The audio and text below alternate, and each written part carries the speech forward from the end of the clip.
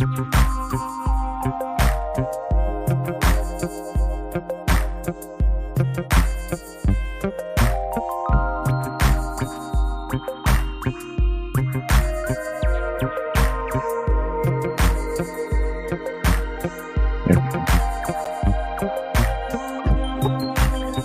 we go.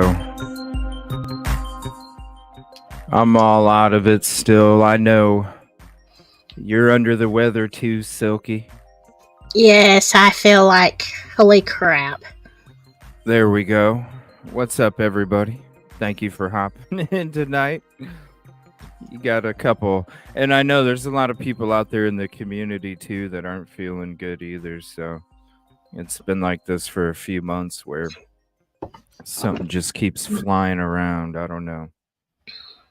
But it definitely takes the toll out of your energy and your focus too. Absolutely. I might not be wilding tonight unless the medicine kicks in, and then who knows what's going to happen. I told Silky earlier, I said, I'm even waiting until the last minute to make my coffee for any coffee drinking today. That way it's the most effective for the show. Because, woo, we'll see. What's up, Skittles? Let's say what's up to everybody real quick. We got a bunch of bombs dropped here before the show. I want to say shout out to the community. We're going to be doing some community freezes here before we get into some more of the WSU Kim stuff and Anonymous Dave as well. Skittles number 1, thank you. Good evening, Kid Kitty. Katrina number 6, thank you. We'll be shouting out Katrina here in a little bit. 49er girl, ticket 13. See? 14. Diana, ticket 15. Gina, ticket 16. What's up, Laura? Thank you for hopping in. Can't wait to have you on the show here in the future. You had Laura on the show, didn't you, Silky? A long time ago. Yeah, I don't know if it was a regular or it was our members only, but Laura has a lot to say. I'm just waiting until she's comfortable to say it. So Laura is the one that made my very beautiful hat that I'm not wearing, but that's just big and floppy and it has the eyeballs on it. It's so cute. So cute. Shout out Laura. Well, you'll have to show us the hat sometime. Maybe we could have Silky Hat Show part 2. Part 2. Bianca, ticket 21. Thank you for hopping in. What's up, Crystal? My lead, ticket 21. You're connected at the Soul tonight. Yeah, my mind is all over the place. It was even all day today, too. No matter how much sleep you get, it just doesn't matter. It feels like ticket 23, Crystal. Collateral, ticket 23. There we go. Connected. Dandy Patch, 26. Leslie Billy, ticket 25. Special guest tonight, Silky Southern Tea. If you're not sub, go sub. I'll be dropping that link throughout the show. What's up, Jen? Hey to you. Jackie, ticket 29. Nice to have you back. Mama 5, thank you for hopping in. Oh, ticket number 2. Look at that little emoji with it, too. I like that. I love the emojis. There's Laura showing some love over on Silky's channel. What's up, Matt? Ticket 31. Facts and Truth. What's up? Thank you for hopping in. Hello, Linda K. Good to see you. I'm trying to put it on my channel, but I can't see what I'm doing. Lions Lair? No? Christina, ticket 35. Thank you. SM and the Roses. Always with the Roses. Detective Golden, thank you for hopping in. Hold on 1 second. We got to do a contribution call out to Jen. Thank you so much for becoming a member. And tomorrow, you won't want to miss our OJ 25 members live tomorrow that we're having in the early afternoon. Mark Furman, we're getting into episode 8 where you're going to start seeing Mark Furman on there. It's going to be an interesting part. It is an interesting show too, because when you sit there and you watch all of this stuff and you're kind of reliving it in a way as you're watching it, or maybe it's something you're just coming across, and besides, the major things of any crime, you look at all the little teeny things the pebbles that are spread throughout there when you're watching it, and it's so crazy because there's when you look below the surface, there's so many uncanny similarities to the Idaho 4 case. It's kind of creepy because it's like when we do watch the parts where they're doing the trial and stuff, you can almost put, pieces from that puzzle and put it in there, and you're just like, whoa, this is what it's gonna look like. It's pretty Yeah. crazy. What's up, Legendary? How are you doing? Thank you. Heaven Marie, thank you for hopping in. Yeah. I was like, I can't not do a show 2 nights in a row. I gotta come back no matter what. What's up, Summer Jade? Silky's not feeling great either. Nevada ticket 39. No. Mm-mm. DS44, Echo 44, you're connected at the Soul Tonight. Show us your drone footage. Create. I didn't even, you know what? I haven't even uploaded it yet. I will. Honestly, I totally just, my my mind just even forgot about it. I've been waiting to get my tracking number for the new one because I had to order a new one. So yeah, it was crazy. Damn thing crashed. Went nuts. Went on its own. Crashed into a hill. I was like, whoa, what the hell? And then it even tumbled too, Silky. I was like, Oh no. my And gosh.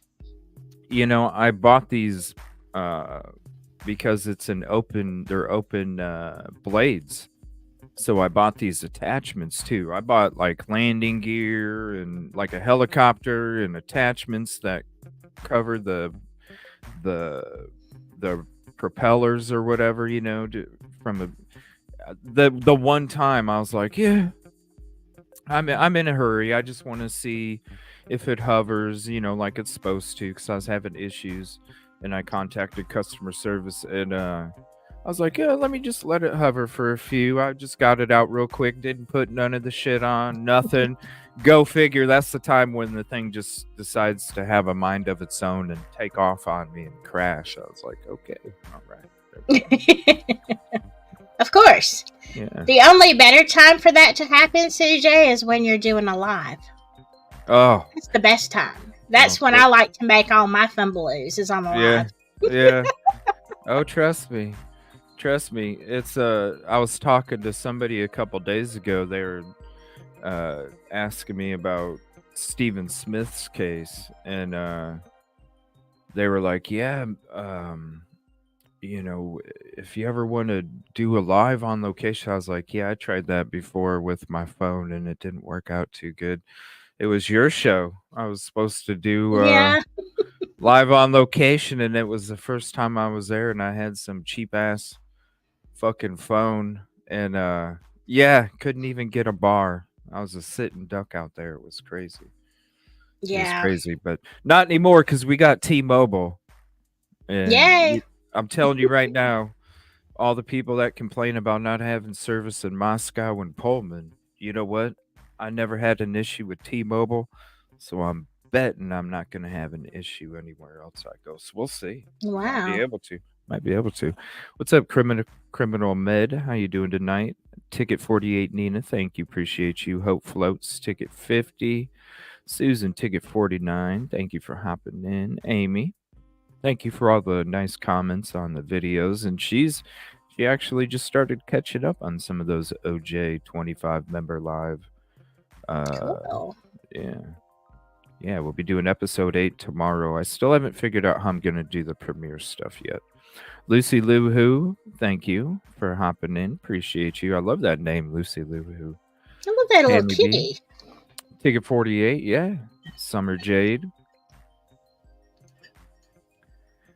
Criminal Men, I filmed all the Stephen Smith sites a few. Nice. Yeah, we went there. Gosh, when did I go there? So It was summertime. It was like June, July, somewhere around in there, I think. yeah, wasn't it? Yeah, it was. Yeah. It was June or July, Yeah. something like that. Yeah, yeah. I did get some pretty good stuff. I was using GoPro at that time. Using GoPro at the time, but yeah, with the phone. I just couldn't get any connection, but I imagine with this T-Mobile it'll be all good. What's up, Caddy? Ticket 57. Isn't T-Mobile Metro too? I don't know. I just know the shit works. Where people said it wasn't. Because Wow. the whole time I was in Moscow and Pullman, I'm like, what are these people saying? The phone cuts out. Because the only time I had issues was by the A&W in Walenta Ridge. That was it. Right, Hmm. right by the house. Yeah, just two spots, and it was literally a few blocks away from the 1122. So that's why I was like, well, shit. And I was even going out into the boonies. We even went up to Coeur d'Alene for a trip for the members. Yeah, never had any issues. It was just right by the house. Wow. So yeah, it's I don't know. Get T-Mobile, love them. Too bad we can't partner up sometime. For real. Well, I wanted to share a couple things. This is gotta say community freeze because we're gonna be sharing some things here real quick before we get into some more of the kids stuff. This is uncovering the cover continued, and I want to say shout out to Nina Kelly for the next few, and then we got a couple more shout outs as well. Isn't this interesting though, Grandmaster Fry? Who's Fry? Huh? What? Hmm. What's up, Tom? Grandmaster. Yeah, Very Grandmaster Fry. interesting. What? Grandmaster? What? Have you seen the documentary called The Program? Refresh my memory. It sounds familiar, but my mind isn't exactly, you know, it ain't got all them pistons turning today. I'm just saying. Just saying. But yeah, let me know, Susan. Let me know on Netflix. What is it? What's the backstory of it? Did you see the crash site? Yeah, I know. Shout out to what's his name? Eric Allen. Um I need to see what kind of drone Eric Allen uses because that thing is fucking. I was watching some more. He had some more stuff on the border. Eric Allen did a lot of great episodes on Stephen Smith. I'm telling you, I think Eric Allen he's to me. I love documentaries. I'm a documentary nut. It can be about frickin' how peanut butter's made. It don't matter. Me too. I love For documentaries. real. People think I'm boring. I love to learn though, Yeah, CJ. I'm always learning. that's right. Even if it's how peanut butter's made, and I'm telling you, he is one of the best documentary makers. And he did the way that he not only covered the Stephen Smith case, but the Murdaugh stuff. Hmm. Yeah, it's tremendous amount of work, and he's got an amazing drone. I'm jealous. But yeah, I Harry. blame documentaries on my not being able to eat a hot dog anymore Whoa, because I I blame the smell. no, look, there's not a whole lot of things in the South that are like, great. Look, March, April, when baseball season, all the little league games and the company, the plant games start. It's fun. It's fun to go out and eat a hot dog in the fresh air. But I watched a documentary on. It's called Pink Sludge, and it talks Oh about. yeah, Oh yeah, and so I can't. Like, yeah. I'll eat Nathan's. I'll Oh eat yeah, for kosher sure. dogs, Yeah, but oh yeah, like I can't. yeah, I just can't. yeah, It ruined my life. So if you like hot dogs and you don't want to spend the extra money for kosher, don't watch those documentaries about how food is made. It's yeah. disgusting. It's not a good documentary. You know what I mean? It's not. I know what you mean. Uh, but yeah, I mean, yeah, I get you. It's yeah, but the Nathan's hot dogs, damn straight. That's the only hot dogs I have for real. Same. But this is Grandmaster Fry, Harry L. Fry, Ariel. What's up, Crafts and Crime? Demon Dog, what's up? Oh, it's all good, Kid Kitty, no problem. Grandmaster Fries, like, huh, that's interesting. This is another one because we've been talking about Christchurch stuff too. Mm-hmm. Because I believe it all kind of intertwines together. And this is from Doug Wilson Believes.com. Doug Wilson. Now, we've heard all the crazy ass shit that he's come out with before, some of the stuff we've even played. We even had a show where one of the uh, survivors that left what she considers a cult uh described and everything. And you talk to people that are from there, and if they're intermingled with this organization, I mean, it's a lot of the same stories, and that's why I was even talking to Nina Kelly. Shout out to her again for this stuff. I was even talking to her a little bit ago, and I was like, yeah, it was kind of like when I was discussing even the incel theory from Mm-hmm. Queen Road Apartments, but maybe it wasn't from Queen Road. Maybe it was, people from this particular organization, whether it was one or a group. And, I kind of gave my reasons as to, where I think that would be plausible. And so when it comes to this stuff too, definitely. I mean, look at this. Look at this right here. Women who misinterpret scripture should be called C's. Yeah, You know this what I'm kind of saying? stuff right here triggers the heck out of me, CJ. I mean, I might be on my soapbox before it's over, but this, I'm gonna hold back. I'm sure there'll be plenty more opportunities, but I'm gonna tell you, it triggers me Oh, you should bad. some of the when we first started, because when we first started getting into the church about a year ago, I'm just gonna say organization. When we first started getting into the organization about a year ago, that's when we started like going through some of the sermons, because I'm sitting there, I'm like, I don't want to sit there and especially like sermons and shit, right? I'm gonna watch that shit first. There's some stuff, a lot of stuff I like to leave fresh. But stuff like that, you know what I mean? I'm not gonna sit there and expect people to watch a half an hour or something, be like, what the fuck is this? When. Yeah, So I it checked ain't it God. out, That's what it ain't. right? I checked it out before I started getting into it a year ago. I checked out some of the sermons and I was like, what the fuck is this shit? This is 2023. Like, you're sitting there and you're talking about women and schooling and women and their job occupations, women and like all of these restrictions, and it's like I'm sitting there watching an episode of How to Treat Your Damn Wife and from 1940. You know what I mean? And I'm like, what the hell is this shit, yo? Like, there's women. We're not saying that women only belong in the kitchen, but that's what we try and Yeah, and it's it's a like, good thing I wasn't born back then. I'm just it's saying. like it's like, what kind of sermon is this shit? Exactly.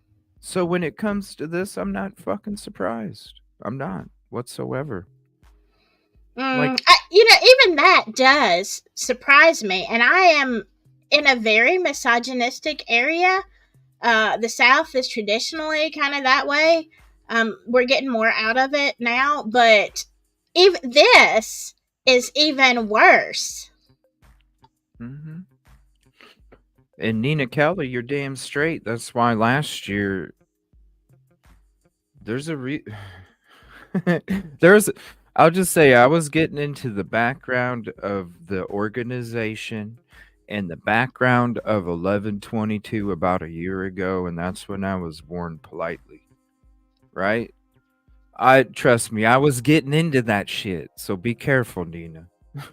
Be careful, cuz that's the shit I was getting into. And Not let me only the financials, but the fucking connections throughout the fucking United States and fucking across the pond. Yeah. And let me just say this, Nina and CJ. There is a similar situation going on in Delphi, and maybe we can chat about it in mod chat.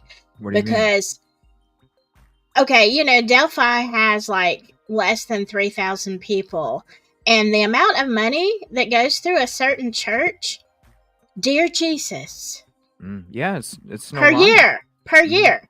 And so you're like, okay, if you took all of the paychecks of all of these 3,000 people, you still can come up with those funds. So what Mhm. the heck are you doing?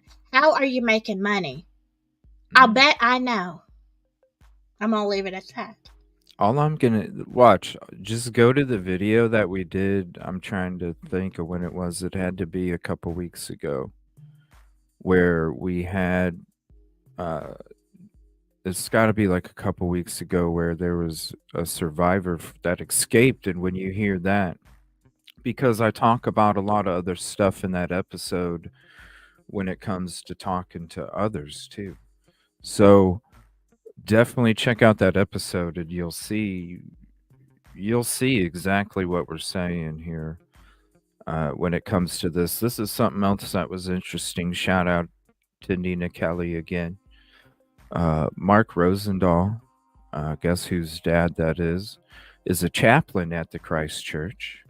And let me share that real quick. Hold on.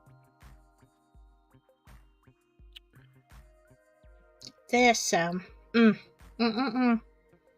to hold my tongue, trying not to explode on your show, CJ. Just hold on.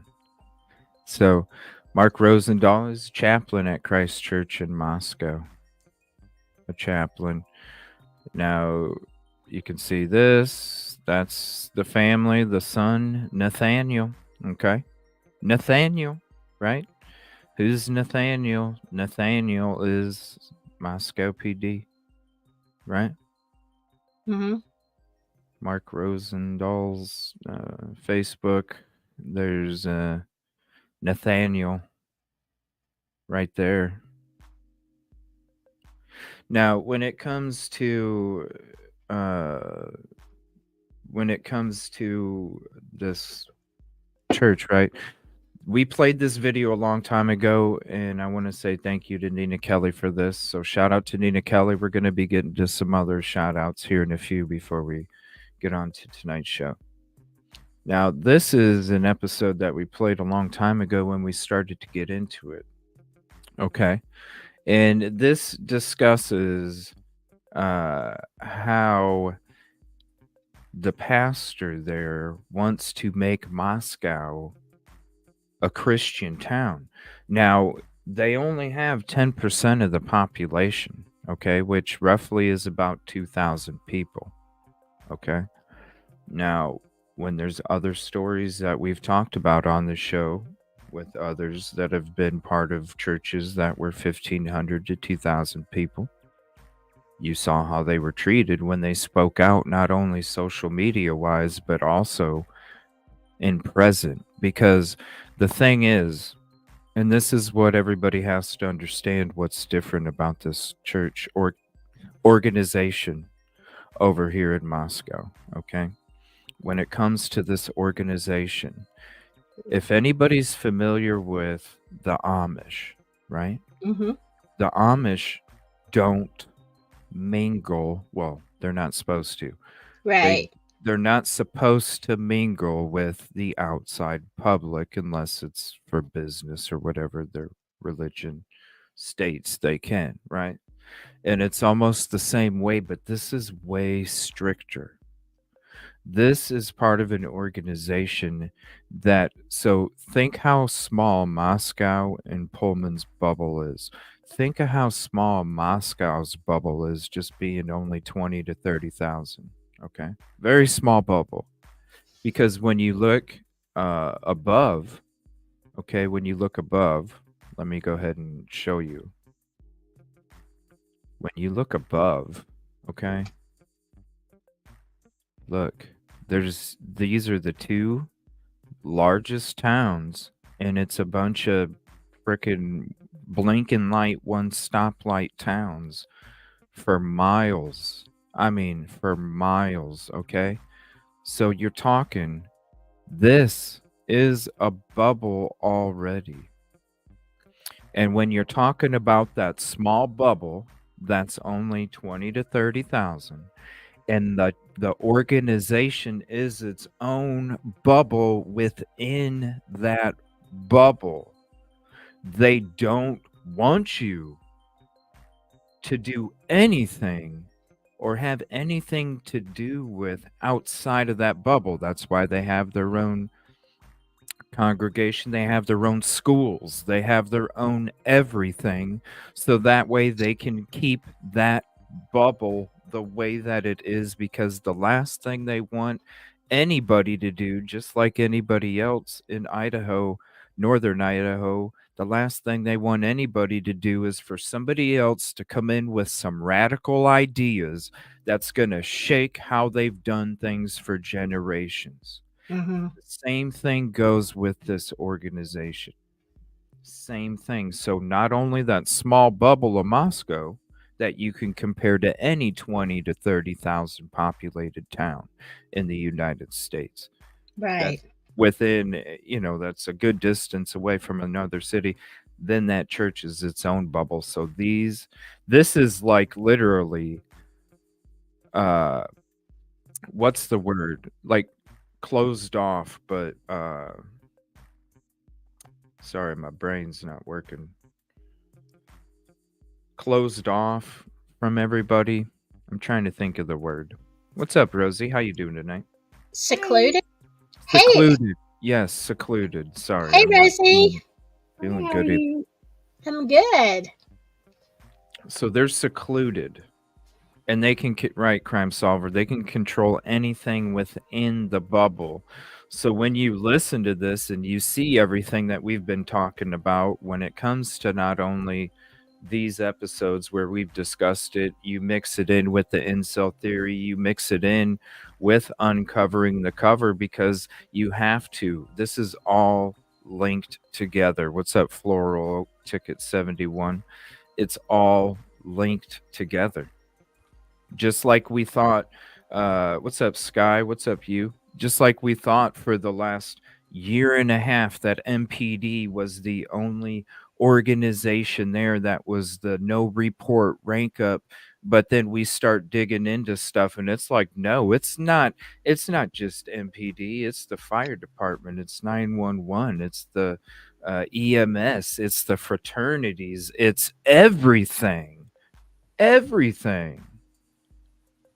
And that's why they have such control, because if you're the first person that doesn't pat the other person on the back stands out like a sore thumb. Mm-hmm. And they get rid of your ass real quick. So when we're checking this out, just have that in your mind while you're hearing him saying what he's saying, because it's going to be even more powerful than if I would have just played this to you and you just heard what he said. Check it out. A battle without bullets over the direction of a town. I believe that what's happening in Moscow is a microcosm of what's happening all across the country that started here maybe 10 or 15 years earlier than what's happening across the country. And that is? Well, just a radical division. I don't think our nation has been this divided since 1859. It's divided and it's inflamed. And that whole process, I think, began to be visible here a decade or a decade and a half before it became radically visible in the nation as a whole. Pastor Doug Wilson leads Christ Church in what he calls a Cold War civil war, Our rights come to us from God and not from the government. fighting in, of all places, a college town. Moscow, home to University of Idaho and just 8 miles from Washington State University, exudes a live and let live vibe. One of the interesting things about Moscow is how these two entities live side by side. And I mean literally. Right behind me, that's the offices of the Christ Church.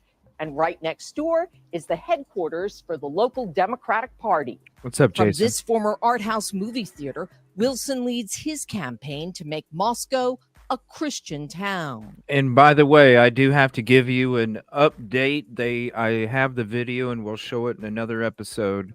I do have a video of them with all the improvements that they're making to their facilities. And if you were part of the real footage where I showed you the real footage and you saw the outside of the church in the parking lot,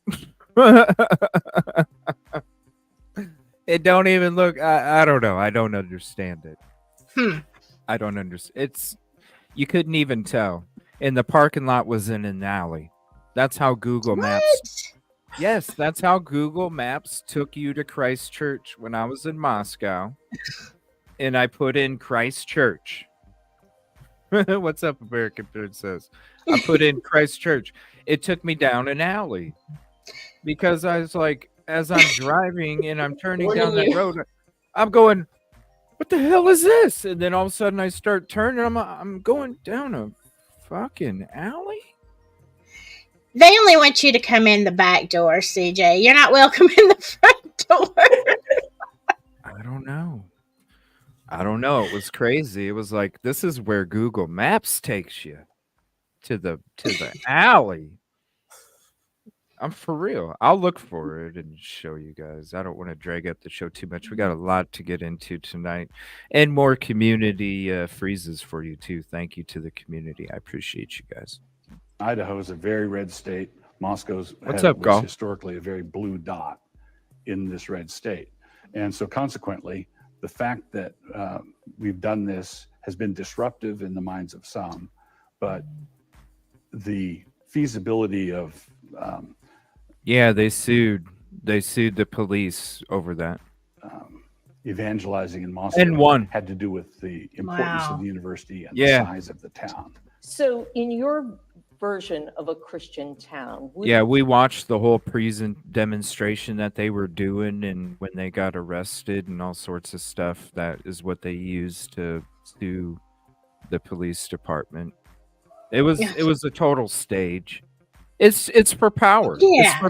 It's for power. It's what it is. I want to know who was paid. It's what it is. It's for power, and they're they were more powerful than the PD at that particular time. It was crazy. Yeah. would there be a place for non-believers? Oh, absolutely. Yeah. Would there be a place for same-sex couples? But you mean legally? Yes. You mean like marriage? What's up, Yoli? No marriage. Hello. But there'd be Hey, Yoli. Hi. same-sex couples. No marriage, even though it's the law of the land in the United States? Just like Roe used to be, right? In my belief system, in our doctrinal stand, and what we believe the Bible teaches, homosexuality is not only a choice, but a sinful one. Yes. It is a muscular, masculine-led vision of Christianity. Big Scripture time. tells the man to provide, protect, and love. Scripture tells the woman to honor, help, and submit. Expounded on his show Man Rampant Men are going to be dominant no matter what you do. and articulated in What his the blogs. This one saying marriage is a little kingdom and the husband is a little king. A wife should be submissive to her husband, as Paul teaches in multiple places. Yes. So a wife should be submissive to her husband. But in the blog post that you just cited, I made a special point of saying that the woman exercises authority over the selection of the one that she's going to submit to. So when you say Yay, us. You know what I'm saying? So, Wow. I'm so excited. wow, Dang. It's nuts. And it's like, yo, there's more. Trust me. Like, women should be, man, you know what? Where's it's 50-50. You know what I mean?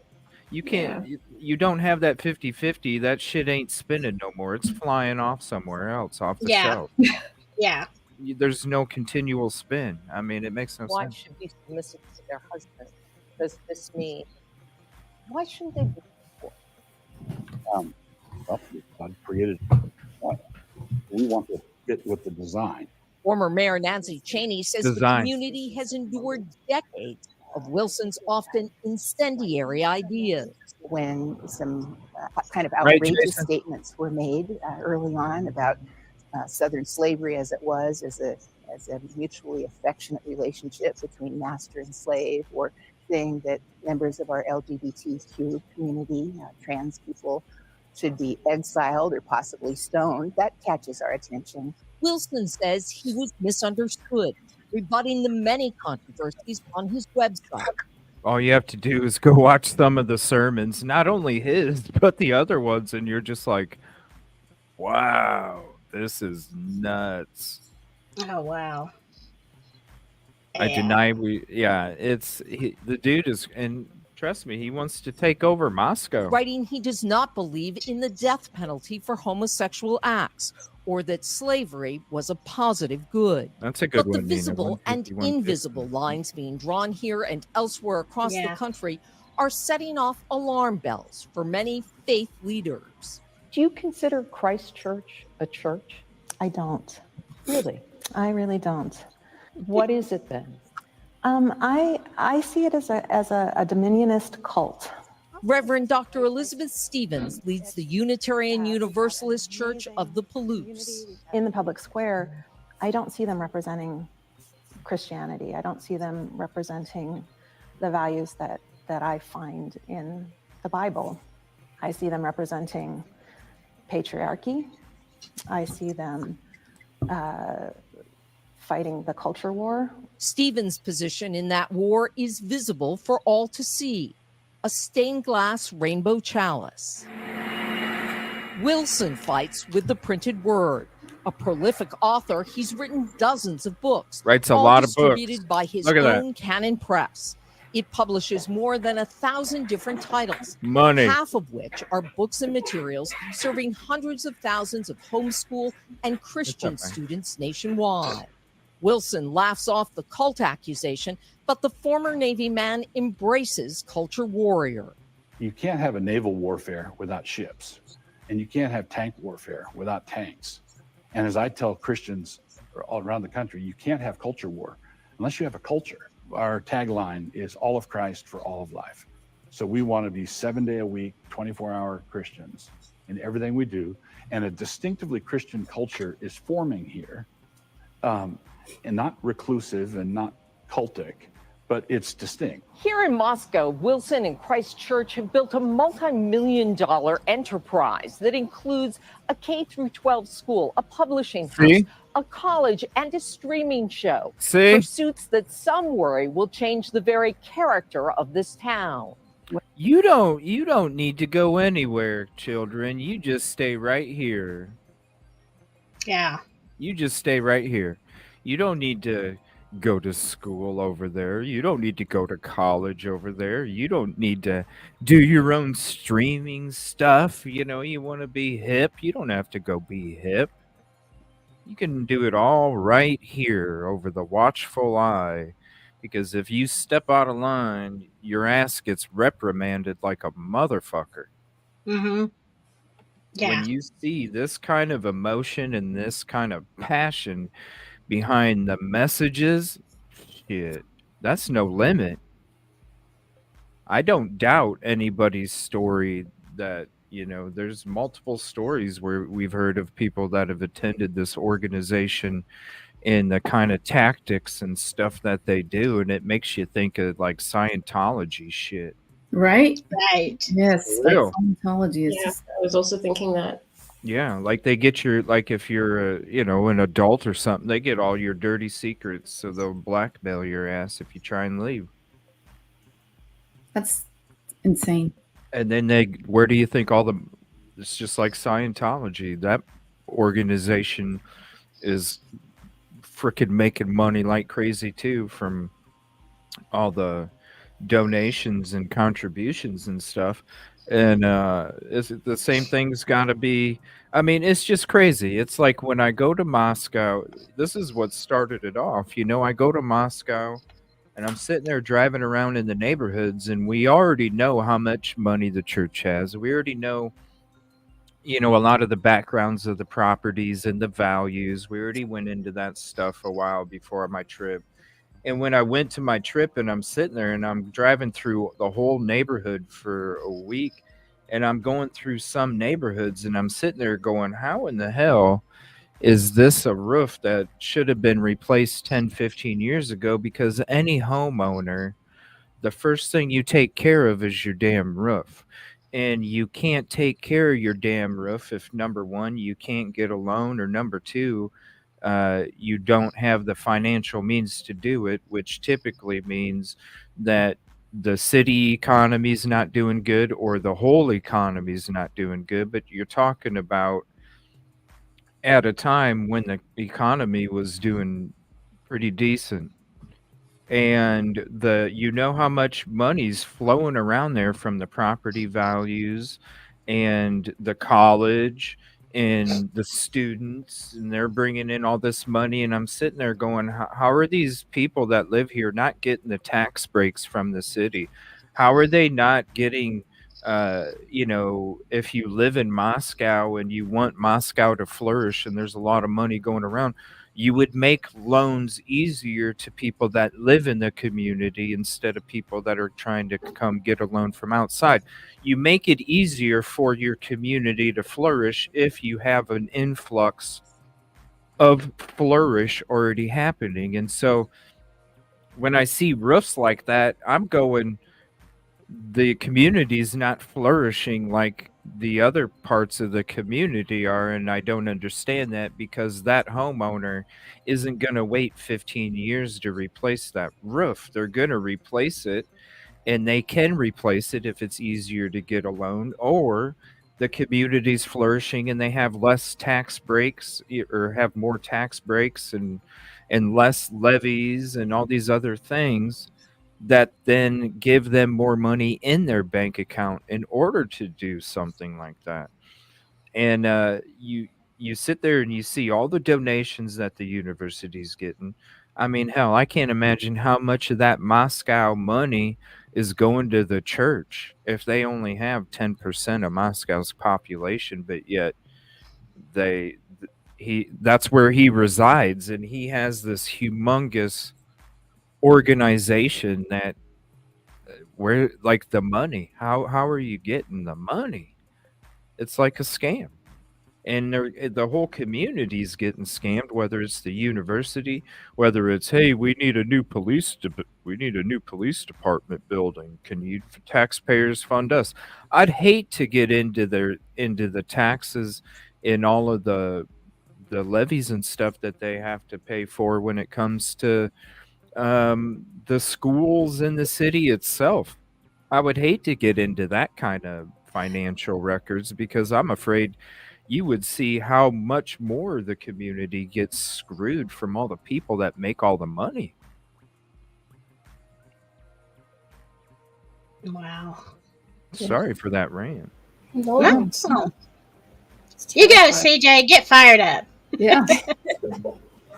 I just hate seeing communities getting take advantage of like this, because those small communities, it's just like the justice and truth that doesn't happen because people don't talk.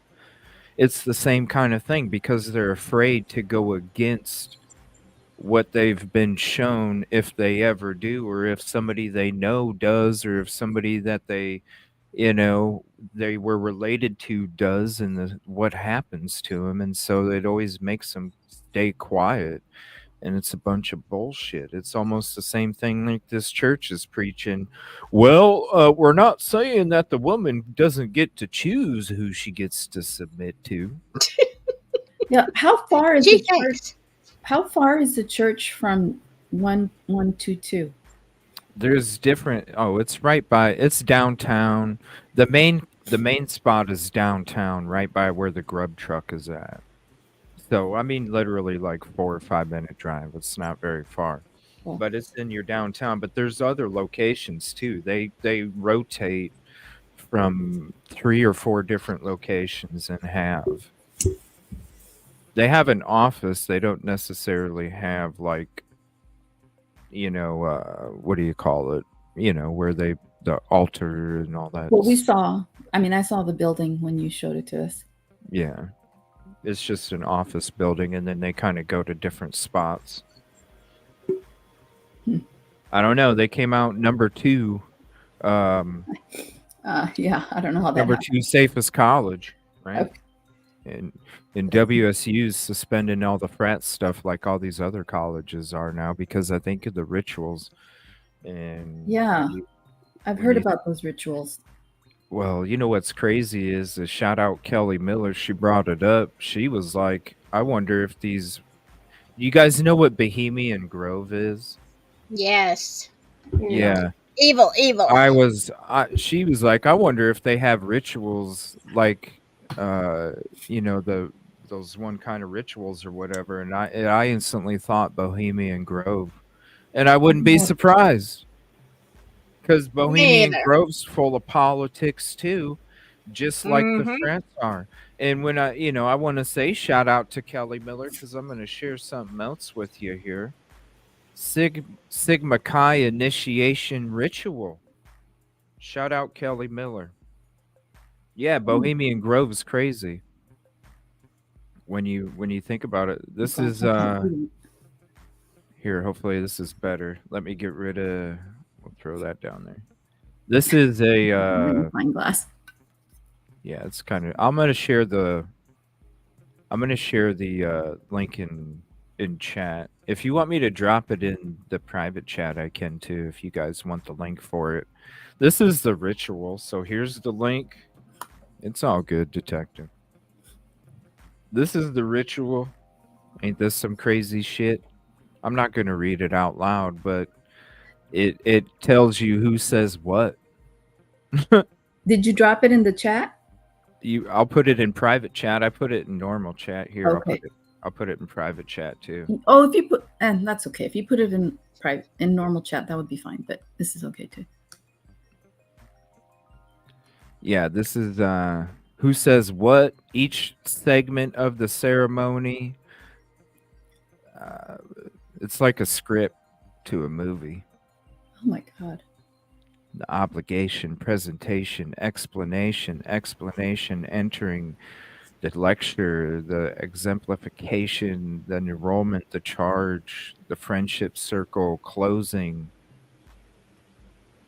What does Brothers, the we part in friendship unity. circle say? Friendship there- circle. Consult to the new initiate at the chapter meeting closing. It is traditional to conduct the friendship circle, which is begun by the council, passing around the circle, commencing with the annotator, giving to each brother in turn the fraternal grip, and saying, I seek true friendship. And the answer from each brother is, you find it here. As I proceed around the circle, I am followed closely by the annotator, whom the brothers shall follow consecutively, starting with the most recent initiate. Oh. I wouldn't be surprised, yo, if it was some fucking Bohemian Grove type shit. See, And I if was anybody, I Go was ahead. asking CJ because I was wondering if there was in anywhere like the Freemasons do, to pledge, if there's any kind of pledge of loyalty to another member, even in legal situations, because that is a Freemasonry pledge. So I just wondered if there was anything close I'm to that sure. in here. I'm sure it's all tied in.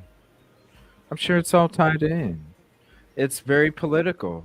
So are these groups and organizations very political, right?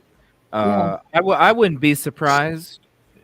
I wouldn't be surprised if some of the grub truck group, Ooh.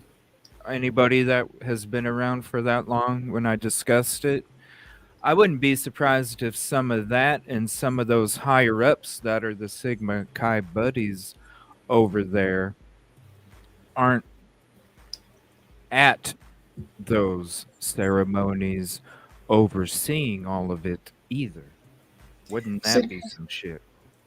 this is for new members, right? It's like Yeah, this initiation. is yeah, Okay. this is the Sigma Chi initiation ritual.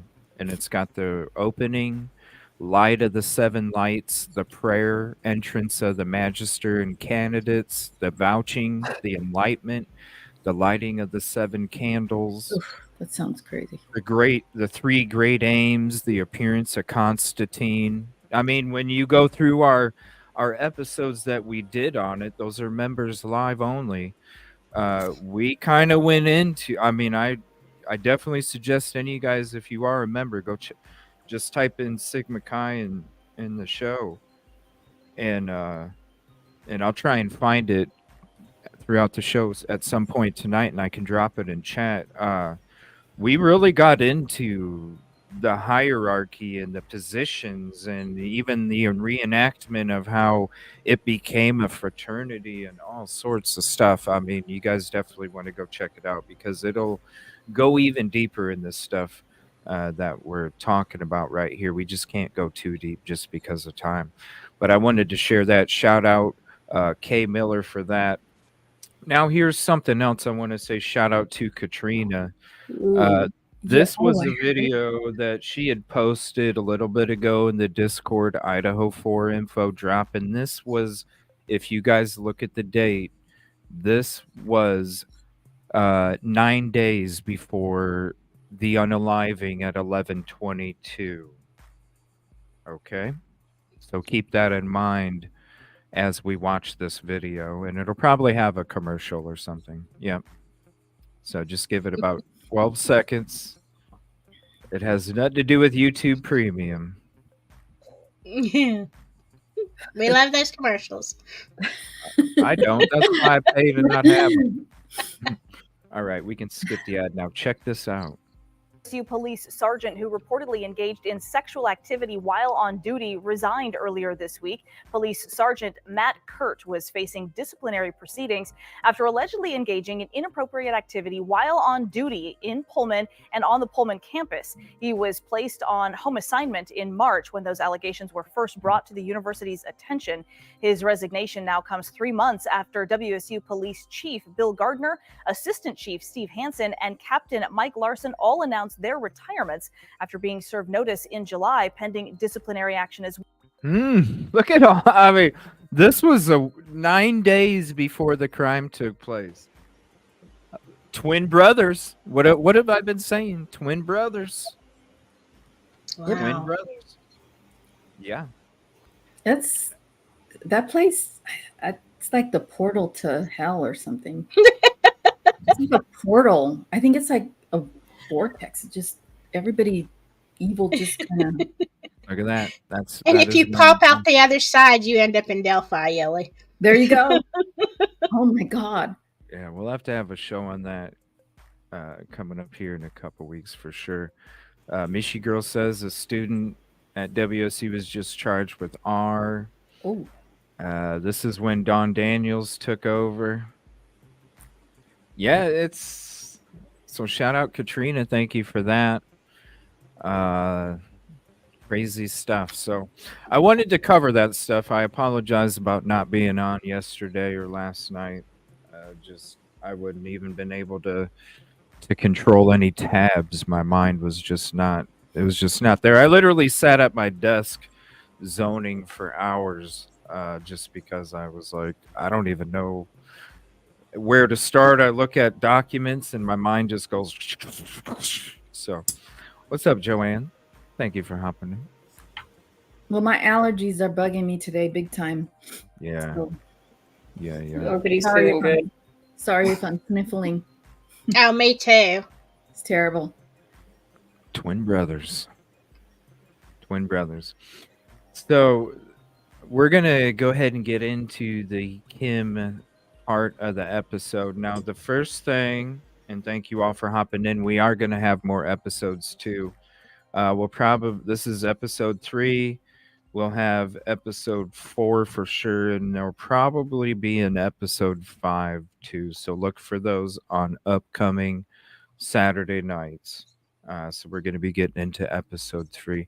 So on this episode, we're going to be playing the Paramount clip that she was on recently from the documentary that Paramount put out Then we're going to play the next episode that she came on the show for a little bit to come hang out, and that was on June 16th of last summer.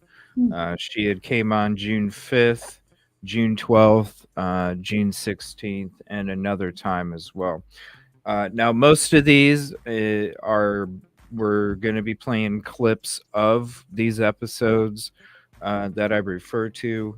These are members only, so the stuff that I am playing for you tonight from our show are all members only. So it's a little extra for you guys that support the show, even if you're not able to be a member. But if you want to watch the full episodes, they are members only that we dropped a few weeks ago. All right. What's up, old hats? How are you doing? What's up, Chappie? Angel? So we're going to get into this first. This is going to be WSU on the Paramount. Then we're going to go to when she came on our show. Then we're going to go to the episode on my show where she calls DTS to clear the air. So I don't know if that's not available anymore or not. I couldn't find it, but it is on our show. So we're going to go ahead and rewatch that too. And then we got a couple other things as well if time permits. So I'm going to go ahead and play this first real quick. This is just a small couple-minute part when she was on the Paramount documentary that just came out recently. For a noise complaint, come to the damn door. Who lives here? Who's here? Everyone wants to know what were the roommates texting about and why did they take so long to call the cops? Back in December, I spoke with a mother named Kim who claimed that her daughter and a group of students were privy to the murders before the police. But no one really believes her story because she's remained anonymous. I've been in touch with Kim and luckily I convinced her to meet up with me in person and answer some questions. I'm going to Idaho to meet this woman face to face. Maybe if other moms did come forward and say the same thing, then people wouldn't think she's lying. But all we have is just Kim. I feel like once I see her, I will know and have a better idea of, okay, is she telling the truth or not? I'm pretty good at telling people's like vibe just from my gut instincts. Oh, what I do is so today I'm going to be meeting with Kim, and this is the first time that she will be seen on camera. Where do you want me to sit? Right here. Okay. And I'm just going to... You're brave for coming forward, and no other... I don't think it's brave. I think I'm just a mom. And here's the other thing. My kids are alive. There's 4 children who aren't. To recap, your daughter claims that in the hours before the police were called, she and a group of other students were in a Snapchat group discussing the murders. Do you remember details that your daughter told you about what was in the Snapchat group? So the details were there was multiple people inside and the girls had seen somebody outside. And that is why they locked themselves in the room. And they were awake, aware, and then they called friends to come over. What's the reason behind that, those 8 hours of not calling the police? They're adults, but they're also kids. And I don't know, they can be a little feral at this age. But the Snapchat groups, I feel like, could be the one piece of really evidence because people want to see things on paper. And sure, when you have Snapchats out there and text messages out there, that there wasn't just one person there. And that kids were on the scene, in the crime scene, in the house. And how could you not call 911 when you heard those screams? Exactly. And you can't tell me they didn't scream. All Right. I'm saying is that it's a really small town. This is a really bad crime. I hope that the students are as involved as I believe that they are. Okay, so Kim, WSU mom, she claims that friends were called to the house hours before the police got there, right? Which is so suspicious, if you ask me. What could the friends be doing in that time? Were you coming up with a narrative? Were you involved? I'm sorry, that just raises so many more questions if there is some truth to the story. So after the Kim thing came out and that stuff, did you talk to Steve about that? Like, what did he think about the morning thing? Did he believe it? I think there is an element of that morning that he does find a bit suspicious, just like everyone else. That's the biggest question everyone has, is what took so long? Exactly. What took so long? So that was that part where WSU Kim had joined that document. I did reach out to her and show her support and let her know that that we appreciate, and she said that she purposely and partly looked a little older on purpose in that documentary. So she wanted. So I just want to say thank you to her for reaching back out, and also I don't care. I told her she looked beautiful anyway. Even you're if she such a sweetheart. even if she felt that she looked like her 81-year-old mother. Well, because of makeup and different things or whatever. But I hate to see myself. that's true. That's true. All right. Let me see here. So we're gonna switch to this now. I wanted to play that to start off this episode. Now this is when let me see here. This is the actual call that, because I can't find this either. I can't find the actual episode of the call either. So I went back to a previous show that we had where we listened to the WSU Kim Collins. So we're going to go back in time. This is back from, let me see here. This is episode 83. So we're on 500 and what are we on tonight? 500 and something.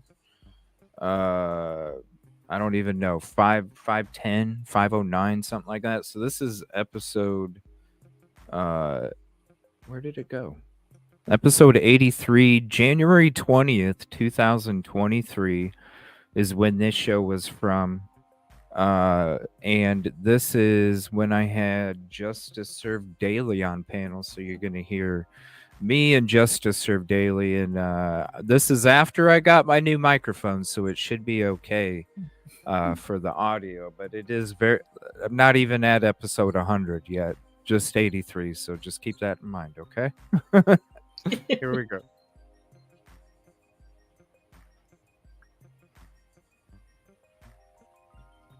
I was still, and I didn't quite understand. Yo, dude, you need to have your music down a little bit when you're playing this shit. So, hey, it's all organic over here. We learn. All right, hold on. Let's see here.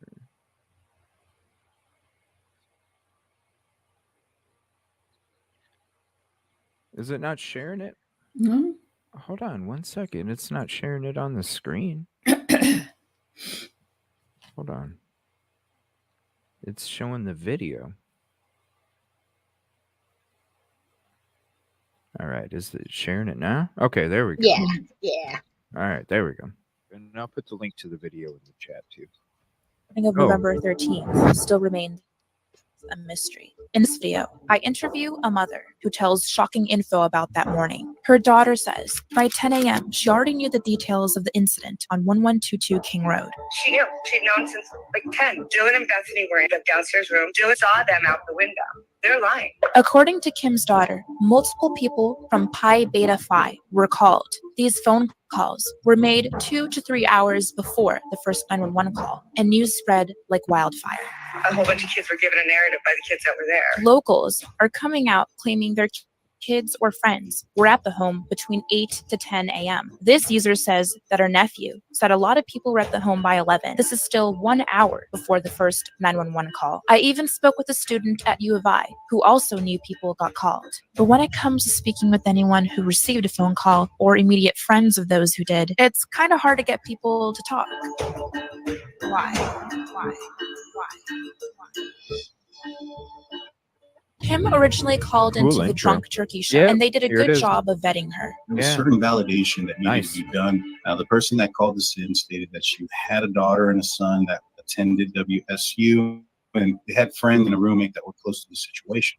I called the FBI on the 13th, actually, because I knew my daughter received the text. That is all true. She had received the text by 10 a.m. Kim mentioned to me that she talks very fast. So let's be nice in the comment section. You can slow down the speed of this video if you would like. Also, for privacy reasons, I bleeped out certain names we talked about. And one of the girls who sent it to her, her boyfriend plays football for UI, and supposedly he had spent the night at my daughter's house, but again, we were in a hotel in Pullman. I never saw him. I never saw. So, but then when I called at 5 o'clock, when we got the alert on the way home, she knew everything that had happened. Down to like the injuries and where the kids were, and that Dylan and Bethany were in the downstairs room. They knew the guys who were there. It wasn't just one.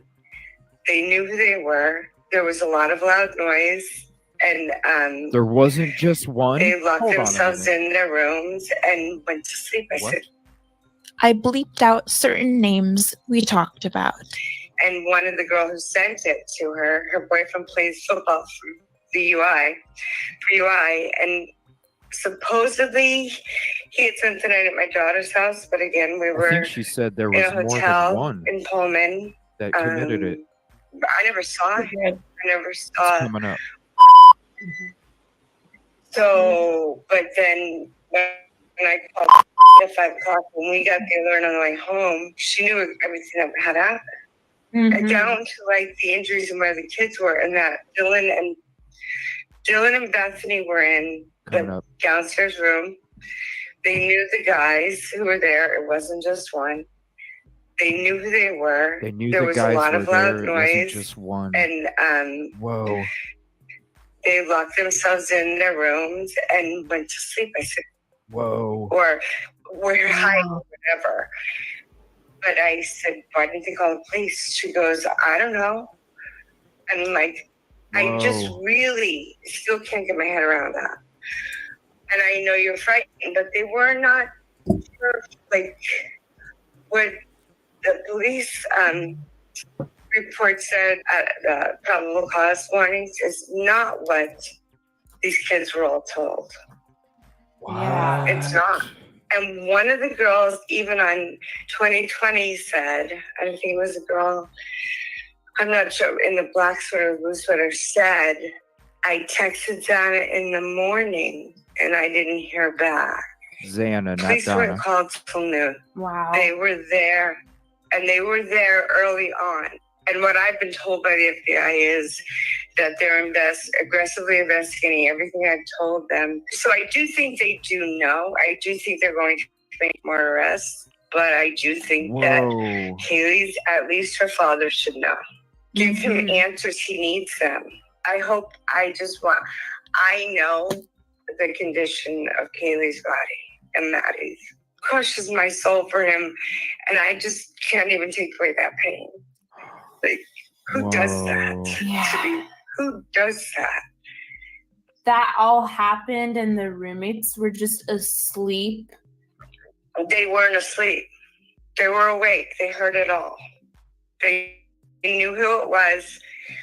And I don't know in the translation if there saw 3 people inside and 1 outside watching, or 2 people inside and 1 outside watching. So from what I've been able to boil down and get pieces together from what I know, like from And I think Wazoo's involved too. Don't get me wrong here. I'm not just saying U of I. I mean, both schools are involved.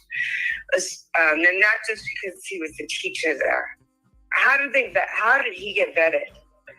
Who is vetting him to be a teacher in classroom 12 and my kids in 13? Who's doing that? And I stand behind everything I say, and I've said everything to the FBI immediately. When I discovered a lie, I called the FBI and I told them the lie. I have called the schools. I'm working right now on having Grade Girl suspended. My kid loves Grade Girl. She loves it. But it is so out of control. Well, 10 kids have died since last, February? 10 at that I know of. At which university? At U of I. After Sam Martinez died, they made sure the kids were very, very aware of the Good Samaritan Rule, which means we don't care what state you're in of inebriation or whatever you're doing. You're calling in on somebody who's in real peril. We're not even going to look at you. We're going to say thank you and not even take your name. Right? That's what the Good Sam was. I thought Moscow had it too, but I don't know about that. Mm-hmm. So I don't know why the kids aren't. I mean, no, I feel like they were just trying to exercise their power at the beginning of the school year. And you're right. Likely, they put a block. Yes. Mm-hmm. That could have been. I want to believe that Dylan did and Bethany did everything they possibly could. None of these kids did anything wrong. Yeah. Now, I don't know that I believe that, but it's just so weird that was it 8 a.m. that the first phone call was made to like sorority sisters at Pi Beta? Oh wow! 8 in the morning. So from 8 o'clock till 11:58, that's literally 4 hours of time that goes by. Right. And if she was awake, like she says, that was 8 hours, and she heard all of that. So with the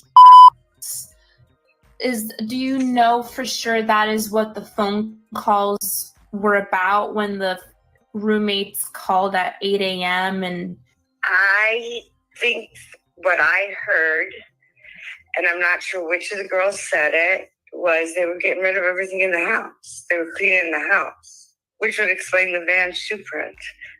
Because I'm almost 100% sure that TA guy doesn't wear Vans. College kids, frat kids wear Vans. Like, come on, right? And then to say that Murphy was found in the bedroom with Kaylee but didn't have a speck of blood on him. Are you kidding me? The smell would have just bowled you over. Right. Another thing is, I mean, to get rid of,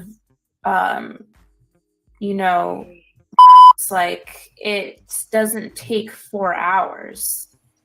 So so I don't know. I think they were coming up with the narrative, because the narrative that was sent to my daughter at around 10 in the morning, it was that 4 students were killed. They were Pi Phi's. And I think they had grouped Kaylee into that Pi Phi group. They didn't, because she's an AP. Because I remember the girls saying, that's weird that an AP and a Pi Phi is living together. And they said, well, schools were different. I don't know. Maybe one of them dropped or something. I don't know. And I don't know Greek. I went to Central Washington University. We didn't have Greek there. But she's not slurring. I have it slowed down. I have it slowed down at 0.75. Just to not only be able to hear what she's saying clearly, and to respect the creator that came out with this call.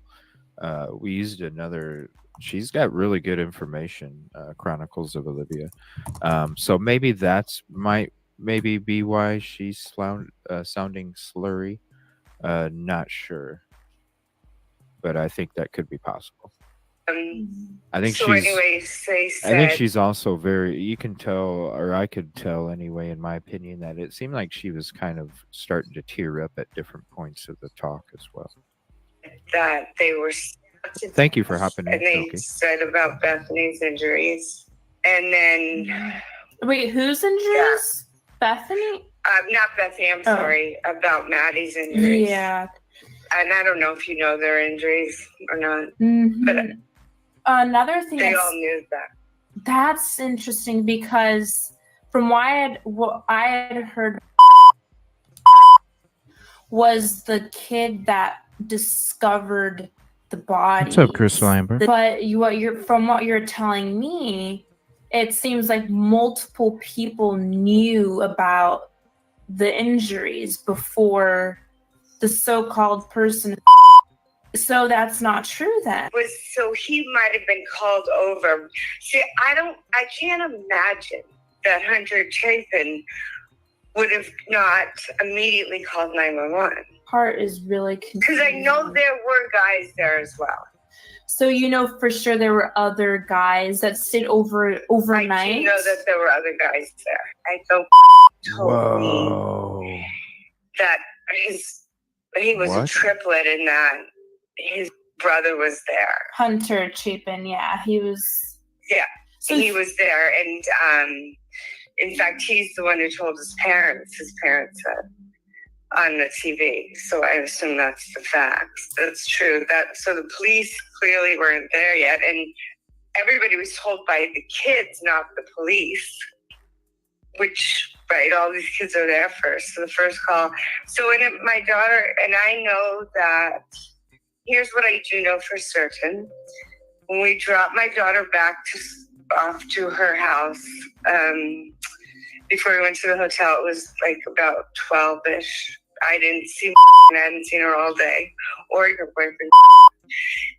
But then when we went and picked her up for breakfast, it was probably around 8, 9. Still wasn't there. We went in. At some point, she was either there or she wasn't.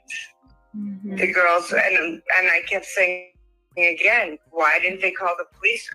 She's like, I don't know, Mom, because it's a party house. I don't know why. I think that's why. And that's kind of where that feedback comes from. I mean, and I said, I've been there. And she goes, well, no, Mom. I haven't been there, but a lot of people do. I mean, they're cool. Like, and I said, how do you know? Do you even know? And she goes, well, she knows Xana's sister, Jasmine, goes to school at WSU. So she, and Jasmine's sister, or Xana's sister, Jasmine, is Greek too. I don't know how she's in know. But she's friends on social media with, I don't even know if she is, with with the kids over there. But really good friends with Pi-Fi's, and really good friends with she's a sorority sister. So, and that's where it came from. And then when charging documents or whatever came out here, she came down she woken up, and I said, look at what they said, and showed her. She says, that's not what happened. And it was so absolutely organic that I have no reason not to believe that's what she truly believes, and that's the narrative she knew. So they were given a narrative. A whole bunch of kids were given a narrative by the kids that were there. Maybe received the text, wasn't present, but received the text from somebody in Pi-Fi, and then she distributed it, and other people did as well. That's why all the kids know it's a different story. The importance in this is that she got a phone call from Pi Beta Phi. Right. Yes, that's exactly right. I don't know what format the communication was in. I believe it was Snapchats. The problem, a lot of the problems with this investigation is it's Snapchats. But if you weave your way back through the Venmos, because if you're not Greek, you can't go on Greek Row. especially if you're a guy.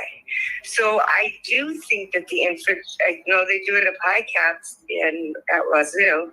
They infiltrate, or they get a hold of somebody who will consult for them on campus.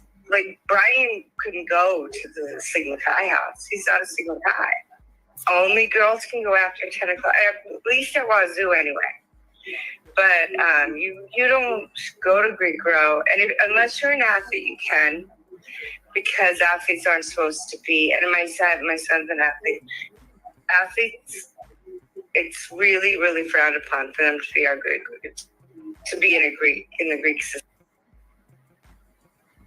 Hey, Evil CJ. But they're allowed to go to the parties. They get invited to the parties, right? Because Can I jump in here real quick? Yeah.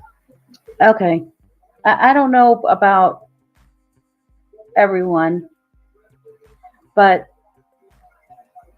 this lady is not giving me much confidence in what she actually knows as fact.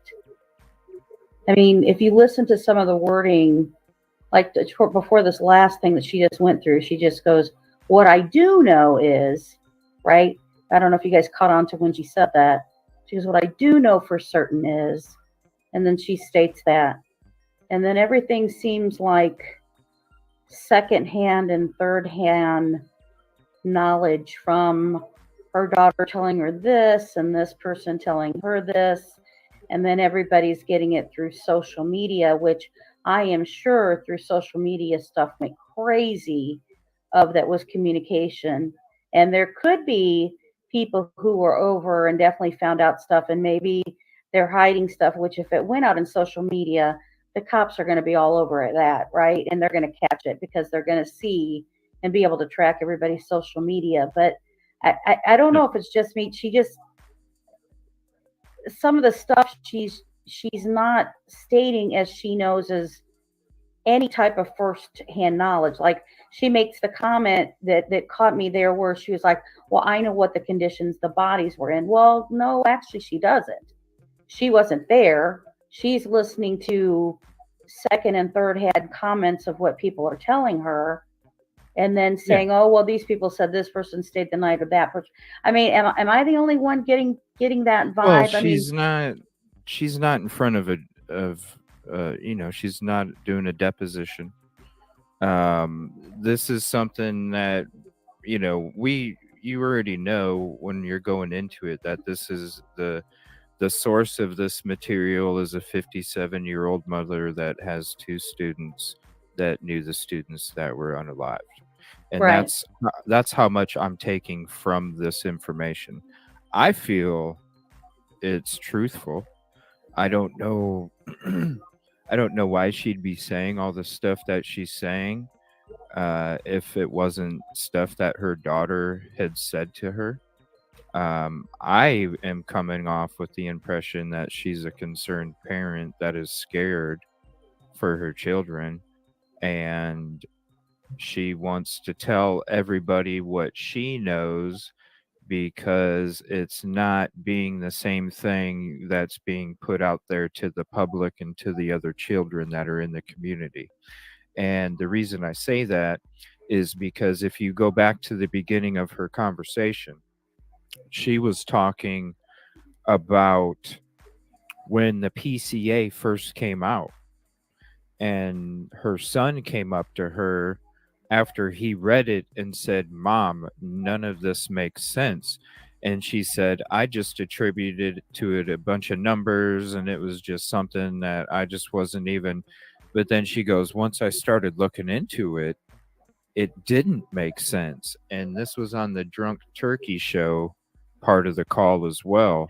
And that's part of the information that they vetted because they also went through the information, and that's where they came up with the same conclusion that the PCA, the cell phone pings, the video footage timestamps compared to the cell phone pings and how none of it matched up.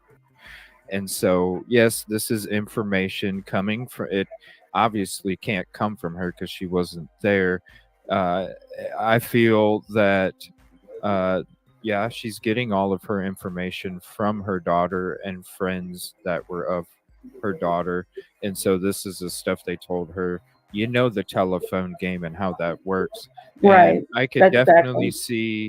I could definitely see how social media played an important role when it comes to all of this information that she's talking about, because when the first call is reported at 8 in the morning to sorority sisters, that leaves from 8 until 11:58 for social media to be popping off crazy left and right. And if what this mom is saying is true about how there was multiple people, that the people knew who the people were, maybe that's why they had Brian Koberger's name so quick as well. Maybe it wasn't just DNA, it was the people told them, yeah, we know Brian Koberger and maybe some other people. I find it very interesting, and I'm taking it as truthful as a 57-year-old mother with two children that go to school there. But Right. what Well, she says let about me, multiple people, whoa. yeah. Here's where I'm coming from. I am obviously, and don't want to give the impression that at any way, point, or form am I saying that this mother is deliberately coming out to try to uh, say any lies or to say anything from it. My thing is that the way that she is sharing information is not even necessarily her own daughter's direct info, just her own daughter's direct info. It is her daughter hearing from this person, who could have read it here, and then somebody said it there. And it is telephone, and it's telephone to the Yeah. heightened level because you have Yeah. very young kids, teenagers, and young adults who are in college, who all kinds of rumors and stuff are going on. And because we do have the mystery of the time frame of why somebody wasn't called or whatever, and I think anytime I hear any of that stuff, in providing that stuff, I'm always skeptical unless I hear something else from it. So I guess for me, it would have been nice to have a little bit more clarifying questions to the mother, like when she says, "Well, I heard that there were guys were there." Okay, well, I would have paused that and say, "Okay, guys were where? We're with She might who?" get into that. We're only like a third of the way into the call. She might Right, still get into it. right. And I when mean, it I'm just saying comes because I see a to couple of the people, Kid Kitty and Cherry Cherry, are kind of all the same way of, you know, she sounds like there's a lot of assumptions, and in some of the language that she's using, she's like some of the things that she said. If anybody goes back to listen to it, which I even myself I will, when you Oh yeah, listen to you her, gotta some of the listen things to it a few times. she'll say, "I assume." If you heard her, she'll talk about something and she goes, "So I assumed this," and then she Yeah, it's a stated what she assumed from that. So I mean, so yeah, yes, there's definitely some truth that could be in there, and it's not the mother's fault or even the daughter's fault if they're sharing back what's out there. I no, just lay a she's just a little caution. 57-year-old mother that has two children that go to the school in Yeah, the yeah. area. I No, I'm mean, not saying that's it's as not a far as you value. can take it, you know what I'm Yeah, saying? Like yeah. that it's she's not in front of with her hand on the Bible or something, and obviously it's hearsay because she's getting her information from other people, and telephone game really does exist. And I'm thinking the reason that the cops weren't called right away and the friends were called at 8 in the morning because there is reports about that property being a trap house for Mhm. Molly. Mhm. If you wanted Molly, you could get it there. I mean, that's just what's being out there. Uh, you know, uh, Well, and if not that's saying the it's true, but I'm just right, saying right, that's right. what's Well, and then been it does said put a that's whole out there. if it does put a whole nother scenario in there, because it may be people who have nothing to do with that, but let's say there were drugs hidden in the house, and then people find out something's going to happen, and they're not going to go call the police if there's drugs hidden in the house, right? There could be that could be an example, right? They're not going to let that get busted, and they're going to have people come and remove it. just as an example, And right? that's and it's true. At least she called the FBI with the information. She states they called her back and asked her not to say anything, and she didn't say anything for it was this was in Drunken Turkey show. She states she didn't say anything for a while, and then it just got to a point where the LE couldn't tell her that her children were safe going back to school, and that's when she started snapping as a mom. Yeah, And yeah, that's when she started making these phone calls. yeah. I just wanted to add my 2 cents and stuff in there because I'm trying to listen and feed into, okay, what can we take as that? Yeah, that's solid knowledge. We know about this or we don't know about that. So again, I'm not saying that the mom is purposely lying or anything like that. I'm just saying that it is so much phone, the game of phone actually that. Well, yeah, and that's why, like Drunk Turkey Show, the first part, I highly suggest anybody to go to their channel. I can throw the link up when we're done with this phone call. There's the first part. It's part one, where you actually have the call from the mother, and then the part two is definitely also a must watch because they go through and vet all of the information that she had Right. talked about during part one. And so, of course, this is a source of information, and everybody has to understand that this is a source from a mother, 57 years old, 2 children that go to the school in the area, that is getting information from her daughter, her daughter's friends, and such. And so, yes, we're not saying, and of course, this is always a speculation channel. We're never saying anything that she's saying is 100% true or real or took place, yada, yada. Again, it's a 57-year-old mother that Why has do you two keep calling her children 57? Like that's a because horrible. she's I'm Poor- not. I I'm just apologize to stating any this is the 57-year-old source. moms out there. This is not Daily Mail. This is not Fox News. This is not Carroll County fucking public, fucking records. This is not none of that shit. This is a Oh my 57-year-old god. mother that has 2 children. But Jeez. no, Poor I would woman. definitely, if there's time, I would definitely love to go over this phone call because I wanted to go over the other phone call as well. And I'm glad that Drunk Turkey Show was able to do what I was kind of wanting to do with the phone call, but I wasn't able to just because of everything being crunched together so much. Yeah. So it is nice, where people can actually. I highly suggest listening to part one with the phone call and then checking out part two with all the information that they vetted from that phone call. So you'll know exactly what is true, because when we were even doing that part two, there was even some links that we were getting of stuff that the mom was saying that was not correct when it came to like the requirements of the PhD. What they had to do, she was stating they had to have a year at the Pullman LE when in fact they didn't. So there is Yeah. certain things that she says that you're just like, whoa, this is fucking crazy if it's true. But at the same time, it's a mother that's getting her information from another source, and there is a telephone game. But it is something worth definitely checking out. Yeah. No. I'm sorry. I didn't mean I'm to. I sucking just up on- wanted to throw that out there. 'Cause- Oh no, like trust me, I was watching chat and it was like back and forth, like, not back and forth as in the people, but there's, one way and then another way and then one way and then another way. So there's a lot of difference of opinions when it comes to this call, which is great because that's the beautiful thing about the brain stew is all the different ingredients that you mix in it together. But yeah, I mean, and I don't know if it's slowed because I slowed it down. Normally the first call she was talking so damn fast, it was like we had to slow it down to hear what she had to say. And even when we started this, she suggested to slow it down. So I'm not saying she's on something. I don't know. I'm not going to listen to it. I'm not going to listen to it again.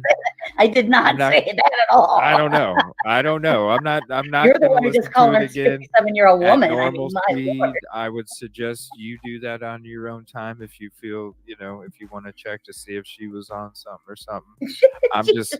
I'm just saying, like I just think maybe But she's he is just saying emotional she is a talking about it. 57-year-old mother. That's right, of with 2 2 children that go Not to 55, no, 57. She stated it in part one of Drunk Turkey Show. I'm a 57-year-old mom with two children that go to school in that area. So that's all I'm stating. That's the source material, Justice. It's not Fox News. It's 57-year-old mother. But you're very accurate. I appreciate. I I have to appreciate be that accurate with my sources. you wrote that down. You had that 57. She cannot lie to you because you have it written. It is in my down. head. It is right there. Absolutely, absolutely. It's in this mental Rolodex card that I have. Yep, it's already But stamped. please continue. I'm so sorry. It's already I stamped, apologize yeah. for interrupting. Oh, you're good. You're good. All right, we'll get back to this call. Mackay house. He's not a single guy. Only girls can go after 10 o'clock. Chat At least video. there was The a zoo video, anyway. if you guys would like it. But you don't go to Greek Row, and unless you're an athlete, you can, because athletes aren't supposed to be. And my son's an athlete. Athletes, it's really, really frowned upon for them to be in the Greek system. But they're allowed to go to the parties. They get invited to the parties, right? Because Yeah. So, and if you're a girl and you're not Greek, you can go after 10 p.m. That's how it is at Wazoo anyway. It's very structured. And they say that's a safety structure. I feel like it might not be, but that's okay. Mm-hmm. Everybody finds their place, right? Yeah. And I don't think the girls, okay, I'm just going to say this. I really want to be clear about this. I don't think they're boys. I think, to me, they look kind to everybody, and their kindness maybe made them more naive and put them in a precarious position they didn't even know they were going to be in. Not that I'm not blaming them. I'm just saying goodness is not a right to hurt somebody. But I do think they were sucked into it because of Sigma Chi. And I do believe it's Sigma Chi. This is bigger than them. And it's bigger than Moscow police, which is why I call the FBI on the 13th, not Moscow police or Pullman. They're afraid. These kids are afraid to talk. I don't have a feel for Hunter. I think Ethan was probably, from what I can look at, he was the leader of the two of them. You know what I mean? Mm-hmm. But I could be wrong. I don't know. But also, the girls who were on Dateline in 2020, they are lying. How do you know that? Did your daughter mention I just looked at about it? Because I'm looking. No, I didn't. The first time I thought, "Oh, you're just being judgy, Kim. Just look again." Like I'm just wanting to see them being bad. But then I'm looking like, no, they're lying. They have created a narrative to protect something or somebody or themselves, and they are feeding it around. And what they're realizing is they're putting themselves in so much more danger. And there's families who could go years with never finding out what really happened. Wow. I do think that Brian was a mastermind. I do not believe he was alone, because the information first given to my daughter was that there were 3 people there. And this was at what time were the 3 people there? At 8 in the morning or at night? When apparently when the murders happened, but around 4 in the morning. Maybe Dylan thought they were just going to be shaking them up for the money. So the 3 people standing outside was at 4 in the morning, and one was a creepy guy. I think I remember hearing that one was creepy. Yeah, they just call him the creeper. There's a lot of creepers that hang out there. I don't know. I think there's more questions to be asked. Mm-hmm. So lie detector tests to be taken. I know they don't hold up in court, but they certainly work well to get, you know what I mean? Yeah. I think the only one who passed one is that Brian, because he's such a sociopath.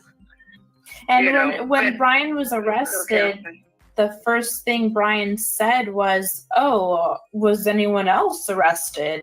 Well, what I do think is the reason he wanted to be extradited so quickly is because he's got something. He knows every single thing that these kids have done. When they felt like they were being watched, stalked, they were being watched. They were being watched diligently. I believe he's been in that house before. I think my understanding is he had been in the house, but he was a creeper, and they kicked him to the curb and wasn't allowed to come back. That is what I think happened like a few weeks prior. And I've told the police that. And that is because I've gotten that from the girls, because if they're not partying there and they're just getting this narrative from, but it's still really, the towns are pretty small together, if that makes sense. Yeah. I mean, it's pretty connected. So it's like being on the same campus. It's just 5 miles apart, right? Mm-hmm. So your daughter mentioned that a few weeks prior, someone was kicked out. That was a creeper. Like, is that just something you heard from your daughter? That she just thinks, she doesn't. She was told it was the creeper, and people would come to buy there, and they were like this 30-year-old. It's like they're like 25 to 30-year-olds that don't belong in college, that have record. And it took me forever to get the police. I called every day off for almost a month. And I do know a mom tried every day for 15 days. She had spoken with Ethan at 2, or her son had texted Ethan at 2 in the morning. He was at Ethan's memorial service. They were good friends. Ethan had texted her at 2 in the morning. She knew, so this kid knew where he was at 2 a.m. And it took like 15 days, she said, to get somebody to call them back. They were so buried. And so I just called every day. And when I called the president of UI, because I thought I'm just going to call him, because I'm not hearing back, and I need to know he's heard my information. I don't need to know what's going on. I need you to know what I know, because I think it's relevant. And why would I make it up? I mean, or why would my kid make it up? Yeah, no, and the fact that there's multiple kids who experience that, it's not just your daughter making this up. There's like multiple kids that got the phone call. It's a rabbit hole sometimes when you're not getting anything from the police and things aren't adding up. I mean, 1 and 1 is making 12. Come on. It has to balance out. It has to make sense. And I can't help but think, if I was a parent, I'd be thinking nothing is making sense. And it's being taken all these places where probably it's just the simplest explanation is usually the explanation, right? In life. But there's a lot of things in it, a lot of lying. And these kids are lying like crazy. Mm-hmm. I can't believe they let them come home for Christmas. And that's what I said to them. I said, are you seriously sending my kid home for Christmas? I know I lose here, but if they're Greek on either campus, you keep them there. A SWAT the guy December 15th. Yeah, Brent Kopaka. So my son, he came downstairs the day that the affidavit came out with the probable cause, and he said, Mom, the map doesn't work. Like, the thing, it doesn't work. Wazoo is a walking campus. I think Moscow's you walk a lot in Moscow too, but so they know the roads and they know all of those things and where their phones work. And there's really no range in Pullman. I mean, there's more range in Moscow, truly, than there is in Pullman. But he spent like 15 to 20 minutes outside of the apartment where that guy was shot, where he supposedly lived, at the coffee house apartments. What was he doing there? Was he picking him up? And I don't think he worked for Pullman's. He was security. I thought he worked in tech at UI Tech, or the tech department at University of Idaho. But I could be wrong there too. They changed the story. They changed the person after the first day of putting it up. But why did he want to kill his roommates? And why was he living with 2 students if he's 38 and not a student? And is this Brian guilty actually, but going to get off because he's going to turn it on him? Because I think he's got something up his sleeve. It's just I can't wrap my head around the fact that because we all thought at 11:58 the roommates woke up, saw the carnage, called the police. No, they were awake 4 hours earlier, and that is huge. She's saying that in reference to the crimes that took place, and you're letting all these people go home. You need to keep them and interview every single one of them is basically what she's referring to. That's not in the affidavit.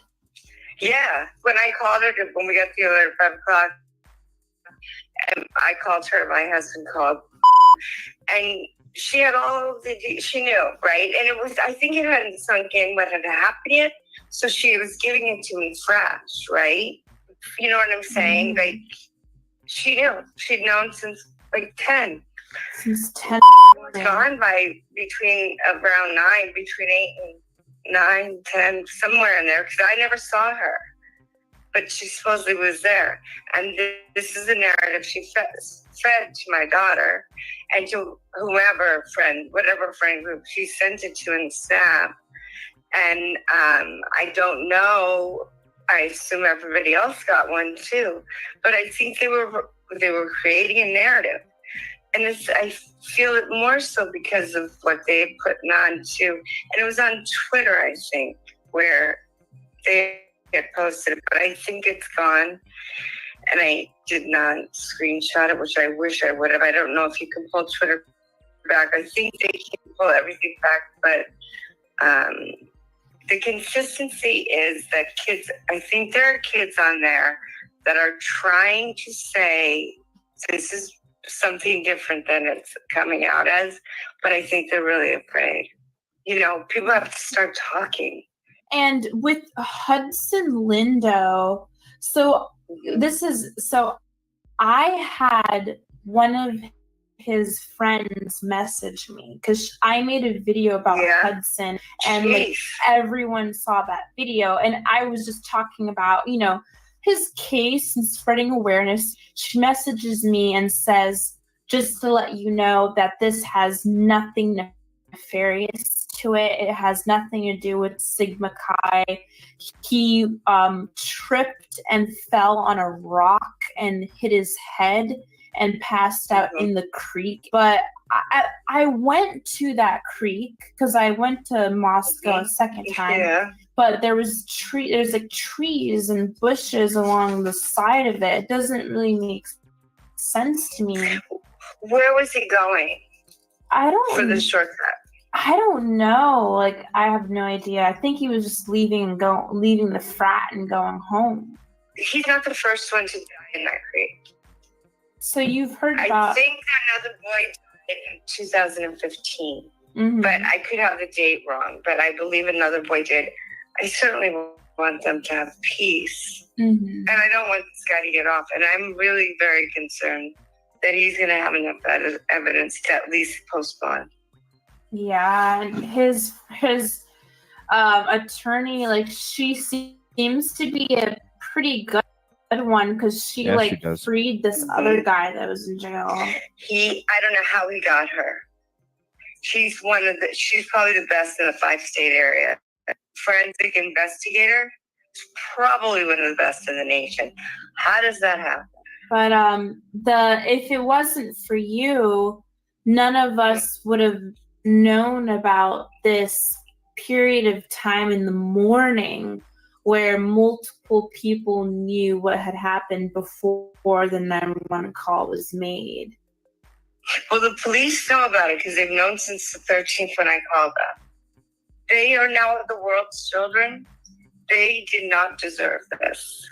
Yeah. And we're stuck with the scumbags, and we lose these beautiful lights. That's just unacceptable. Unacceptable. Yeah. So I will do everything I can, and just you know, exactly. It's just, well, you're the one doing the hard work. You're out there doing it. And I would call you an investigator, and I would get my PI's license if I were you, because I find you to be very, very effective. Oh, thank you. To Atlanta in 2020, I just thought I'm looking at a bunch of lying kids who need to be in a timeout until they decide to tell the truth. Like, didn't your parents tell you not to lie? You are liars. Our interview was like real. It was a documentary. It was That was real. a good video. It really was. It was really nice to see. That was a good video. You know, thank you. And everybody grieves differently. You know, I mean, some people are quiet in grief, and people, you know, aren't. And it's really hard to. I mean, I cannot believe the police arrested Santa's mother 3 days after she died because she had a warrant. Come on, guys. Sometimes this woman just lost her child. Don't care what you think of her, what she's done. Yeah, that timing was the worst. I can't even... Why would they do that to her? They have a choice. They can go to a judge and say, hey, this just happened. They have a choice. I can't imagine now. She's sitting in a jail cell while her daughter is, they're preparing to bury her. Like, come on. Give me a break. People's lives are hard enough. They don't need this. Aw. So I'm frustrated. So it's nice to see that there's this world out there who's communicating with people. And I really do appreciate that. I appreciate you. You are the first parent that has really come forward to say, like, there's more to the story. Because I really think I'm right. And if I'm wrong, I apologize. But I believe everything that's been told to me, and I would never lie. And I know that about myself. And I just can't imagine not saying anything. What kind of a mother would I be? What kind of a person would I be if I didn't tell everything I knew? And so with your daughter, like, does she know that you've, like, talked about this? Like, is she okay with that? Is she open, or is she kind of, like, scared? She does. She knows it's not that. And I think that because she's there and she really wants to stay there, I have spoken for her. And so, and I said, if it comes down to it and you need to call her in and she needs to be a witness or whatever, well, then we'll handle that at that time. I do not believe, if I believe she did anything wrong, I'd lock her in the police department myself. Trust me on that one. I would. And I don't think she has. I think she's given everything she has. And when she finds something, she tells me. She thinks I am over the top too nervous and worried. And I think she's not worried enough. So we have a little battle there. Mm-hmm. But nature of the beast, right? But she knows I'm speaking for her. And I tell everybody I am speaking for her. And I believe her because that's what all the girls said. And that's the most plausible story. Nothing else makes sense. For her to have opened the door and seen him, and him to walk by her, he would not have done that. He would have killed her. Mm-hmm. And if she was frozen, how did she shut the door and lock it? Right? She was on the first floor. She wasn't on the second floor. And I actually think that the girl who never moved in is the one probably who has a lot of answers. What? Why did the police say she was on the second floor? It was down to the beast, right? But she knows I'm speaking for her. And I tell everybody I am speaking for her. And I believe her because that's what all the girls said. And that's the most plausible story. Nothing else makes sense. For her to have opened the door and seen him, and him to walk by her, he would not have done that. He would have killed her. Mm-hmm. And if she was frozen, how did she shut the door and lock it? Right? She was on the first floor. She wasn't on the second floor. And I actually think that the girl who never moved in is the one probably who has a lot of answers. Why did the police say she was on the second floor? It was downstairs with Bethany. And you know that for a fact because your daughter told you that? Yeah, well, that I know that for a fact because That's what my daughter told me. And she saw them out the window. They saw them out the window, and I think they knew they were coming. When the police say to be vigilant, walk in groups, well, guess what? They were sleeping, and there was a group of them in the house, and there was a guy there. What more could they have done? I'd like to know if somebody ate that whatever was in that Jack-in-the-Box bag, why the receipt was not correct, because the receipt is not correct if you pull it up. It just has an X on it. Did she order it? Does it follow a Venmo somewhere? There's so many details. And I will speak to them anytime they want. And hold on. If they were sleeping, and there was a group of them in the house, and there was a guy there. What more could they have done? I'd like to know if somebody ate that whatever was in that Jack-in-the-Box bag, why the receipt was not correct, because the receipt is not correct if you pull it up. It just has an X on it. Did she order it? Does it follow So was it a prop? Venmo somewhere? There's so many details. And I will speak to them anytime they want.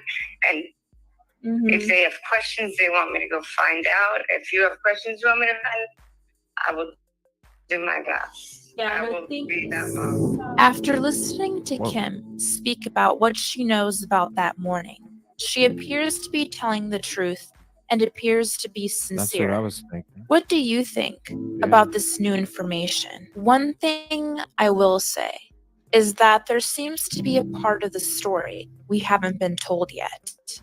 We may never find out, but hopefully we do soon, so that justice is served. If you haven't seen my documentary with the Gonzalez family, here's a snippet. Something bad happened. They came with me. Something bad happened. What do you mean? What do you mean? All right. Now go ahead and pause it there. And we'll bring us back up here. So that was a replay from back then. Interesting stuff. Like one of the things that caught my attention right there at the end was, which is true, if DM stood there in a frozen shock phase, how was she supposed to shut and lock the door? Yeah. Yeah. You know, one thing that I do want to say is that, and I put it in chat, but just to reiterate, you know, what she's talking about is what she was told. And yeah, the game of telephone. Can you imagine? imagine? And as time goes by, you know, maybe it might change a little bit because she's trying to remember what she was told. But compare that with Dot. Dot had, you know, Dot had personal knowledge because she said she Huge saw. difference. Yeah, she said she saw, you know, certain people outside of the house. Okay, so when Dot is talking about that, and I was there when she tried to get on panel, and it was very strange. It was like her credibility was shot almost before she got on panel because of the way. To me, not to the other panel members. They're like, I mean, I got so much hate because it was like, how could you treat a guest that way? I'm sorry. I'm not going to be fake as fuck. Well, and when it smells like a steak, I'm not going to act like it's a hot dog. Right. Kosher. Right? Yeah. So that's the point I want to make about WSU Kim, is that she's talking about what she was told. And although I don't have an opinion about her one way or another, that's the difference between her. The difference between her and Dot is that Dot was talking about firsthand knowledge that she had. And, you know, if she was really that important, she would be a witness that was protected and under, you know, some kind of gag order or protected in some way. Now, there's always a possibility that, you know, maybe nobody really listened to Dot, but the way it came across and how she tried to get on panel. According to her, they didn't even let her talk. They just gave her a business card. Yeah, I mean, I don't know. But I mean, seriously, how is that not the star witness? You know what I mean? If that's the story. And you're making a great comparison, because that's not what Kim is. She's not a witness, a star witness, or anything to do with that because anything is just hearsay.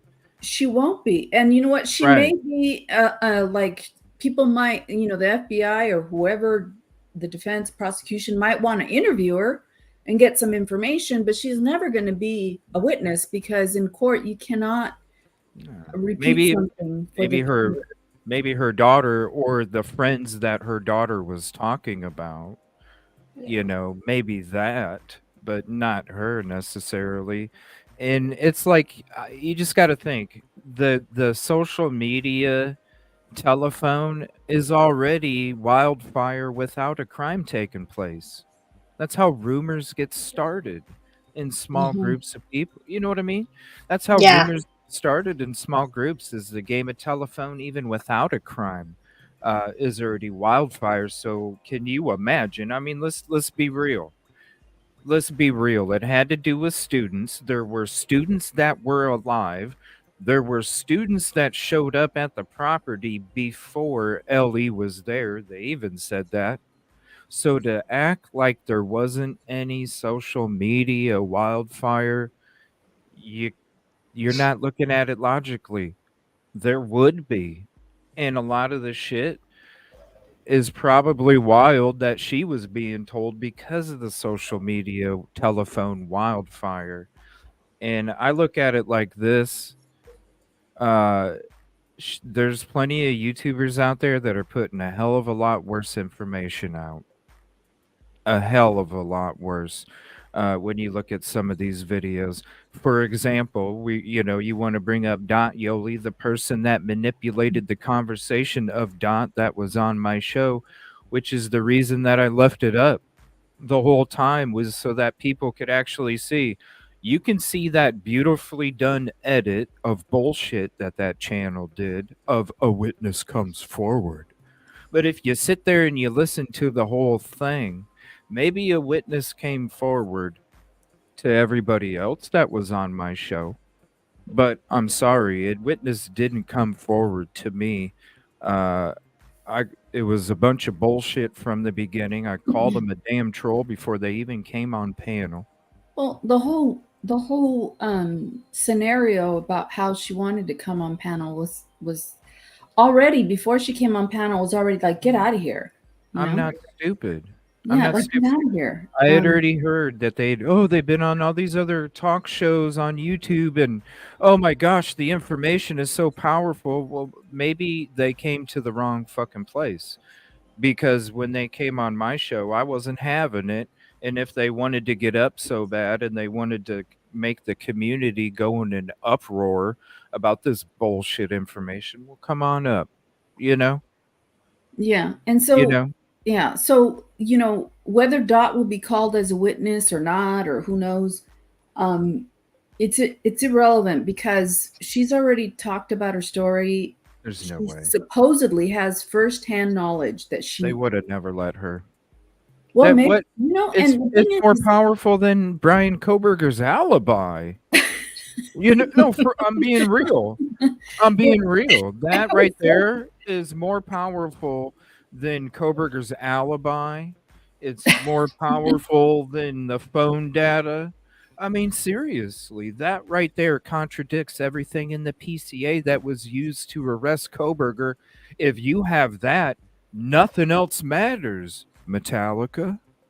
yeah, Kohlberger's alibi is in the PCA. That's what I always say. They have him going somewhere else when the crime was taking place. But There's no way they would have let her talk. No well, way at that's what all. I'm thinking. But if they I did, didn't believe it when she but let's came say on. let's say they didn't pay attention to her and she's really trying to tell her story. Well, then that's a problem.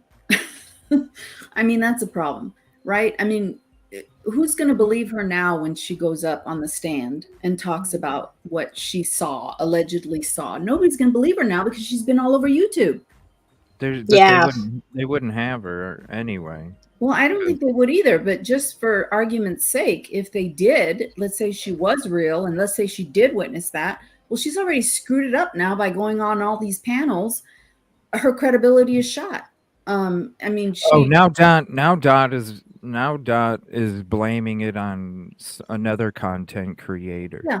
Well, Yeah. I mean, yeah. so all the people that want to sit there and continue to say Dot's real, for real, uh, learn how to make some grilled cheese, you know?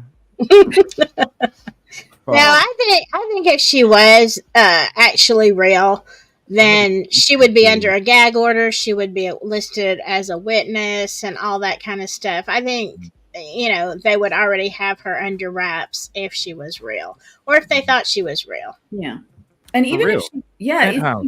if she did go to the, I mean, I guess police, FBI, and investigators, they judge the veracity of the witness, right? I mean, if somebody comes and they don't take it seriously because of something or other, or whatever, then they don't take it seriously. But she's already been all over the place.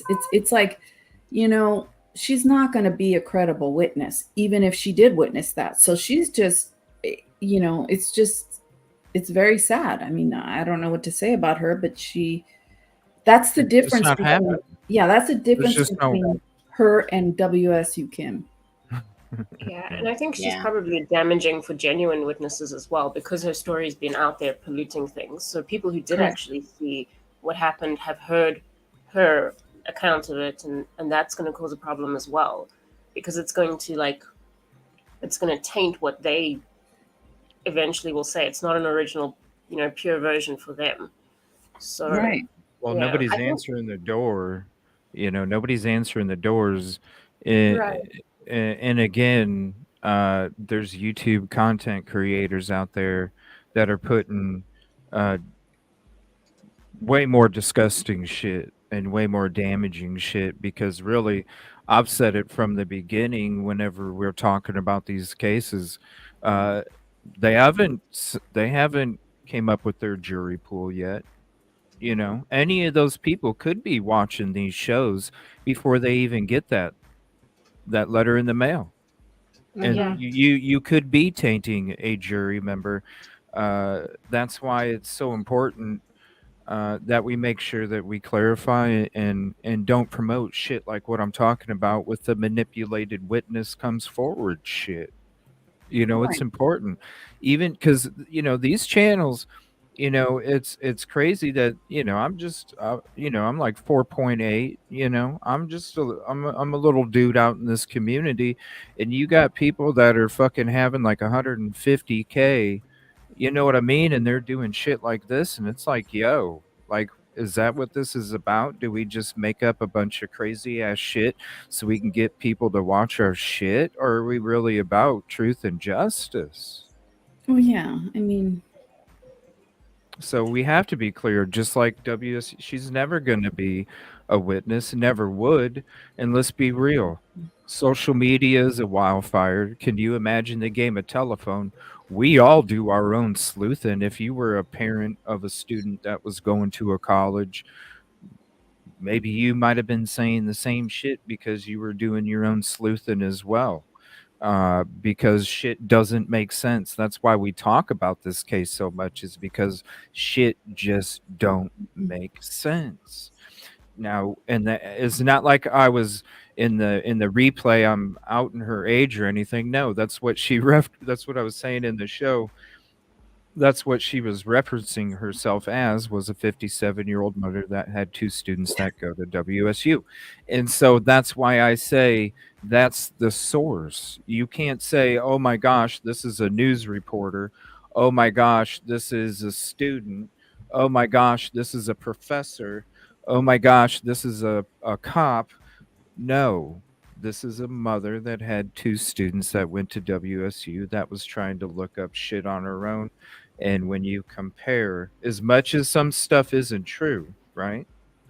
As much right. as some stuff isn't true, what's worse? True. I'm not going to say the channel. The witness comes forward video, or the conversation that we just heard tonight. You know what I mean? Yeah, I Yeah. think the thing with her is that there's some stuff that I don't think is true, but I think Oh, some of it's she not. believes it. Like Yeah, some of it's she not. she she's genuine in the sense that she really does believe what she's saying, even if some of it's wrong. I think that Right. she really Yeah, believes it. I agree. So Yeah. And I mean, I don't always remember like the facts of this case. Sometimes I get confused and I say something, I think, oh, that's not right. You know what I mean? Like because there's so much to this case that I don't always know exactly, remember exactly how it happened. And that's why the telephone game comes into play, because, you can't store all this information and repeat it exactly when you've heard so much other stuff, Yeah. and Exactly. Yeah. it's I noticed. Sorry. The game Go of ahead. telephone. Go ahead. I noticed that a lot because I came to it really late. So I only started my channel in, I think, November. And I didn't know much about the case before that. I think I'd looked up the case for like a couple of weeks before I started the channel.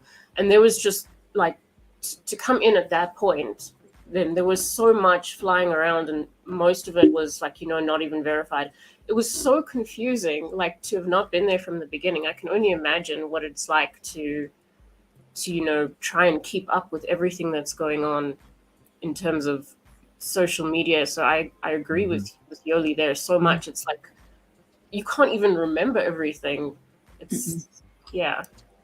And so imagine Ann Taylor having to work up this case to defend Koberger. I mean, there's a lot of stuff, and I think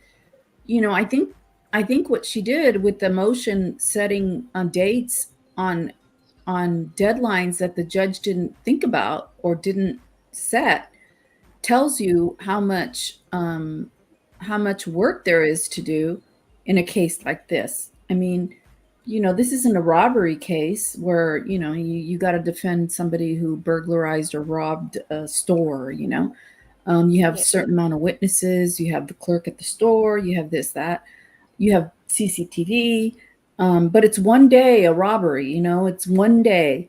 Here we have a day with, so many people involved. Just in terms of the logistics of it. I would feel I would feel so overwhelmed. And I do cases where I have multiple experts, medical experts, neonatologists, OBGYN, all kinds of experts, developmental psychologists, all kinds of experts on these birth injury cases. I can't even imagine what Ann Taylor is facing. I would be so overwhelmed. And then who knows how much help she has. And these are the only cases where your primary witness is no longer with you. You can't speak to the person that it happened to. Exactly. Whereas in a robbery, you can. Yes. So that's like the most That's difficult a very good point. Yeah. Yes. Yeah. And talking about the game of telephone, that is assuming, okay, we already know that it is, most likely convoluted, repeat, whatever. But that is even on the premise that everything that was said in the original text were 100% accurate, because if somebody is in those texts that was involved or had knowledge and was trying to cover it, then you've got an even second layer of telephone. You understand what I'm saying? No, it's true. Yeah. And it's like, and when you're talking about different information, right? Think about this. Okay, she's saying that the timeline didn't go down the way that it did, and you have other people saying that it's a Chrysler 300 instead of a Elantra.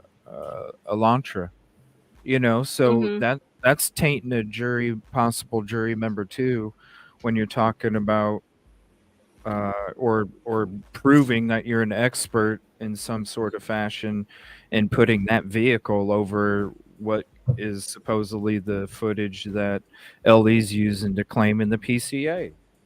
So there's so much out there, whether it's the witness that comes forward or this or that they claim to be, like you got that channel, they're respected a respected channel for their work.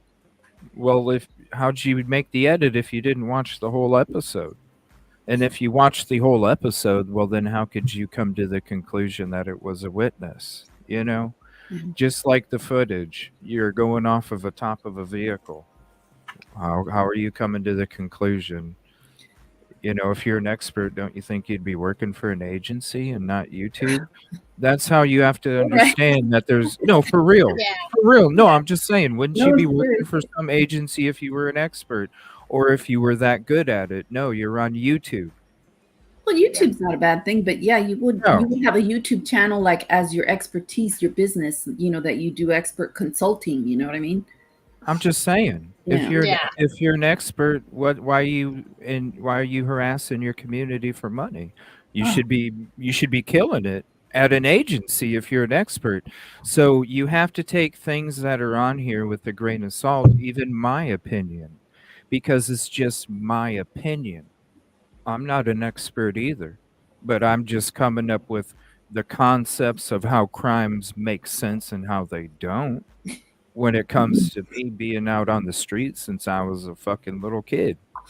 Because I was exposed to a lot of shit. I've seen a lot of shit. I was around a lot of shit, and so I know if shit makes sense or not.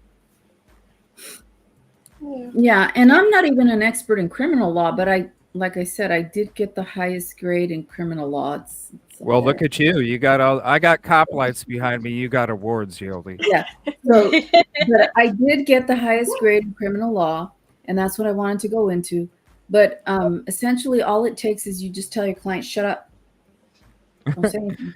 I know, and to say that Koberger has this power, like in our last show, like Koberger has this power to make Ann Taylor do all this hoop jumping and have this sinister plan that Gary Rubachek or whatever his name was talking about.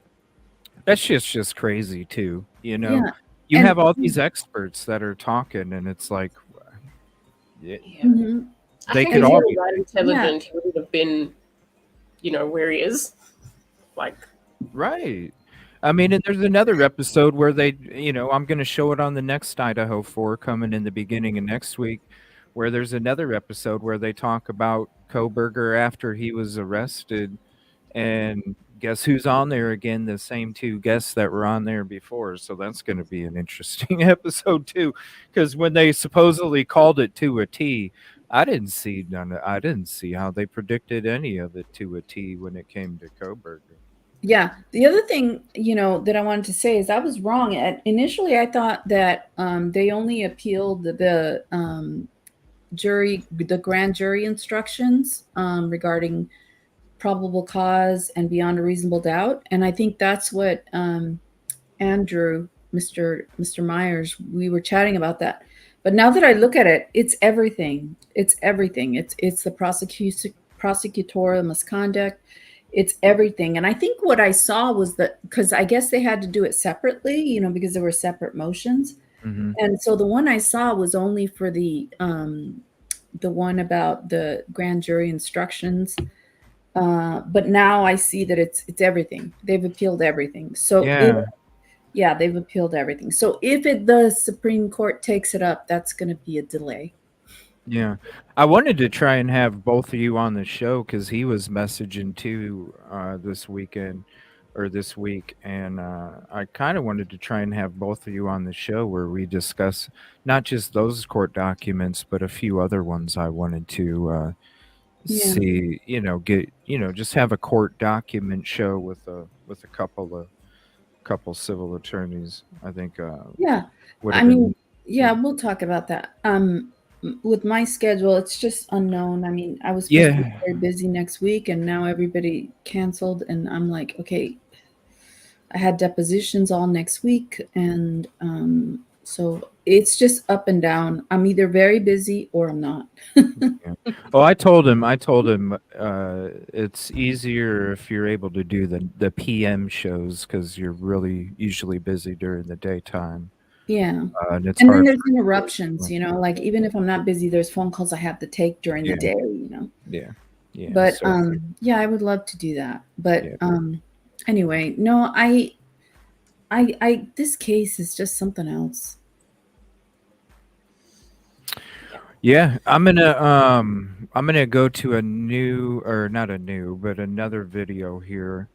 And what did Rosie and Silky before we go to the next one, because this is, I want to say, shout out Publicly Buzzed.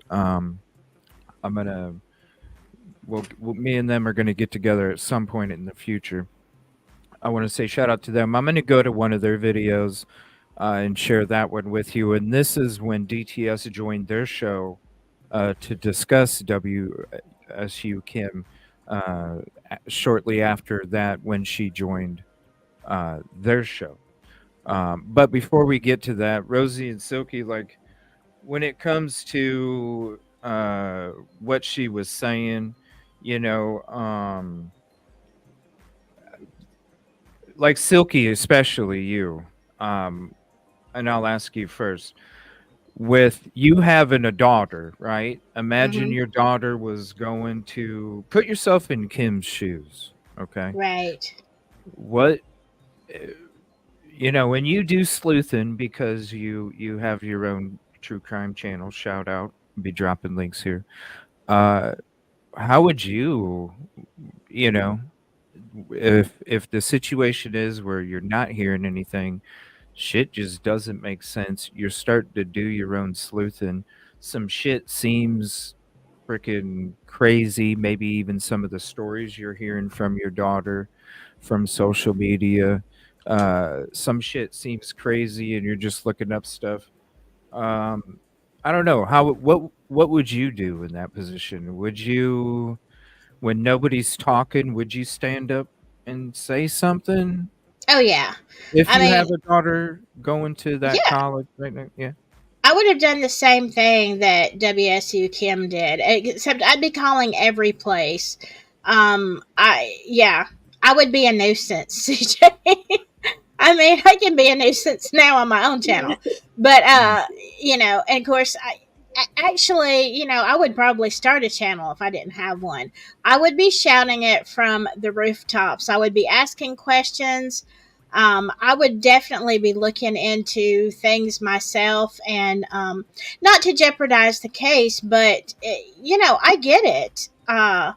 If it was my child, there is nothing I would not do to get the news out there, to whatever it took. That's what I do.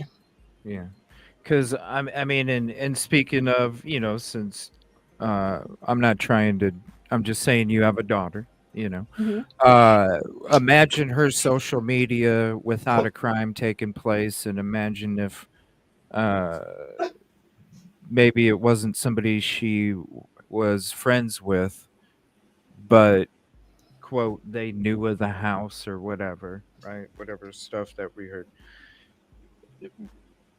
Would I? You would probably be grilling her as well, right? I mean, Oh trying to yeah. find out exactly everything that you could find out.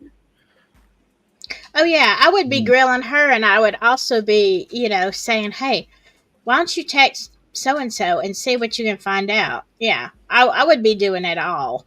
And so I don't fault her for that. And even if the information that she has is not 100% correct, um, it seems to me like she is trying, and you can only go on the information. Now, whether that information was faulty or, like you said, through the telephone, Had to be game. wildfire. Had to be.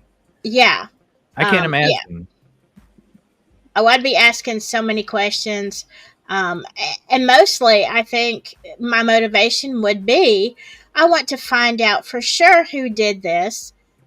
Keep an open mind because, I always do, even, at all times, which is how I ended up where I'm at in Delphi. But, that because I would want to know that my child is protected. You know, is BK the only perpetrator? Because when he got arrested and he said, "It was there anybody else? Did you arrest anybody else?" That was like, boom. Well, And that's speculation. That's not yeah, if that's true, right. I would want to know. These are the kind of things I would want to know. 100%, is my child safe on that campus? Did they get the Mhm. right person? Who is the person? All of this. And I would be obnoxious. Me, CJ. Right.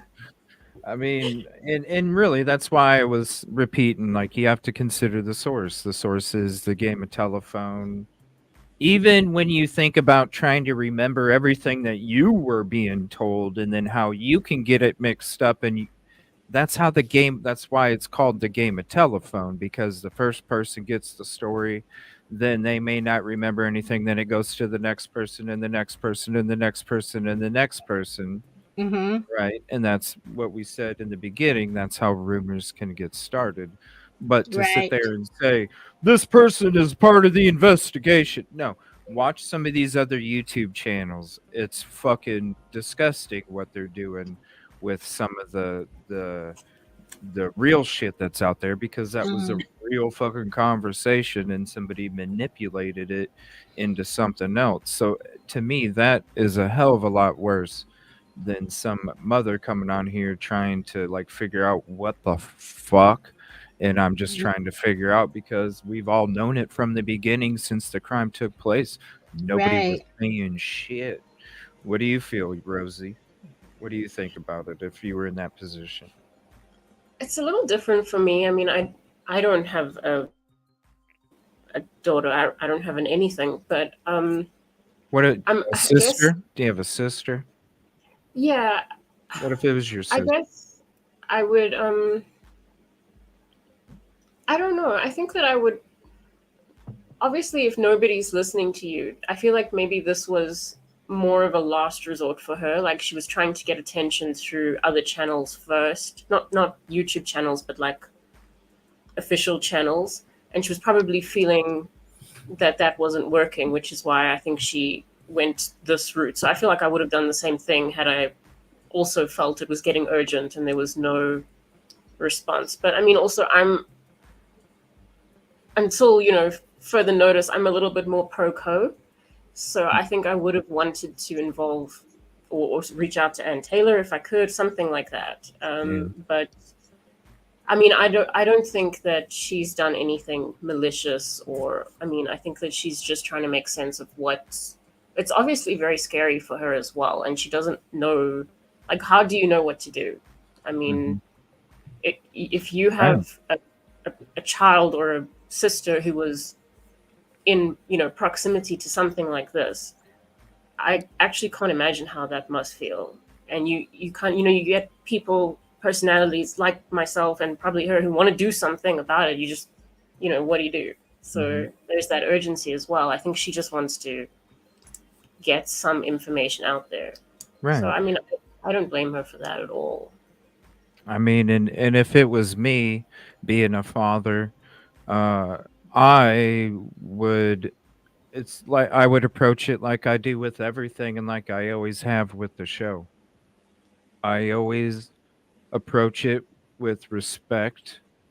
Number one, for the victims, the families, and the community. Just like, there's other people that are going to put videos out there about certain topics, and I'm just not going to discuss them, because until I have more Yeah. evidence or some source wants to give me more information, I'm But not going to disrespect the victims like that or their family members. And there's been times in the past where people have been on the show and said some ridiculous shit about victims, and I'm, I go 150 or zero, and I'm just done. It's I think go ahead. look, the thing, like when you're speaking about what you would have done, especially like in relation to how you handle the show, I think that's important because there's a certain level of experience there. She doesn't know how to do any of this. Like it's new. It started for her with this case as well. So she doesn't have that level of like sort of, knowing what to do from having done YouTube stuff before. So it's actually even more difficult for her, which I think we also have to acknowledge, I think. I mean, you're kind of thrown into it. I started this show for mainly to be world events and sports, and Yeah. it became true crime because I was like, how can I sit here and use this platform for a fucking touchdown that makes no difference when it can You come have to to, learn as you go. speaking about a case that needs some light on it, because questions need to be asked, and that's how I would approach it the same way. The questions I've asked on the show may be weird questions, just like some of the shit that I was questioning about when it came to coming across the Sigma Chi first responder pin. I instantly had to question, was that a question that, just like you heard Golf say, CJ, this is some shit that I've never even seen anybody talk about, and I've never even thought about it, because it's something that is just so far way off that, but as we start to get into it, you start to see, holy fucking shit, dude. And so some of these questions, and I would question some of the things when it comes to a lot of the questions, and it may seem like it's, well, that's not the PCA. Well, that's not okay. So what? You still explore it with respect, and that's how it would always be approached, because I'm always going to treat somebody, whether it's somebody in chat, somebody on panel, somebody, another YouTube content creator, a family member, I'm going to always treat them the way that I would want to be treated, and I go a little bit beyond that, because that's how I want to be treated in return. And I feel if I give up more of myself that way, at least I'll get what I'm searching for, right? And Yeah. so that's how it would be approached, and I think that's how everybody has to look at it, because if I put myself in that position and I'm hearing some crazy ass shit, yeah, I'm gonna say, okay, it's a game of telephone, but it doesn't mean I'm not gonna ask questions. Right. Yeah, of course. Yeah. All right. So this is Publicly Buzzed, and I'm going to share this episode with you guys. Here's the link to their show. And this is when DTS came on the show and discussed WSU Kim shortly after she came on their show about a year ago. So here's this, and then we'll get to that episode. Autopsy to determine the cause of death. Yeah, there's a lot of people. I mean, perish around there. That area has the worst luck, man. And I mean, Maybe they have a problem. Did you guys see this, Daniel? I did not, but I'm. Thank you, everybody, for being here. Appreciate it. Today, WSU student found dead inside his dorm room. Police say there is no sign of foul play. The Washington State University Police Department is investigating the death of a student whose body was found inside a dorm hall over the weekend. Officers were called to Perham Hall around 1:30 on Sunday afternoon. Police found the body of a male WSU student inside his dorm room. Washington State University Police Chief Gary Jenkins says there is no sign of foul play. The Whitman County Coroner's Office will be conducting an autopsy to determine the cause of death. Man, there's a lot of people. I mean, that perish around there. That area has the worst luck, man. And I mean, maybe they have a problem. They have some kind of problem going on right now. No matter how many, again, what if you want to call it tinfoil hat conspiracy, whatever, something is going on in that vicinity, and it's a small ass area. Where lots of people. I can only imagine what a parent would feel if her student or her children would go to those schools. Right. Yeah. And that brings us right to what I really want to talk about here. The lady, WSU Kim, the mom. Yeah. Now this lady has kind of sparked up a lot of controversy here on YouTube. She sure has. And and I'm going to tell you right now, man, I don't think she sounds that crazy. So the problem is, a lot of folks I don't want to come off rude or anything, but this is real life. This isn't a movie where words are scripted and something has been edited and revised and rethought and things of that nature, right? Right. You have to understand who this lady is when she's coming out with her statement. Well, first and foremost, let's start off with the vetting.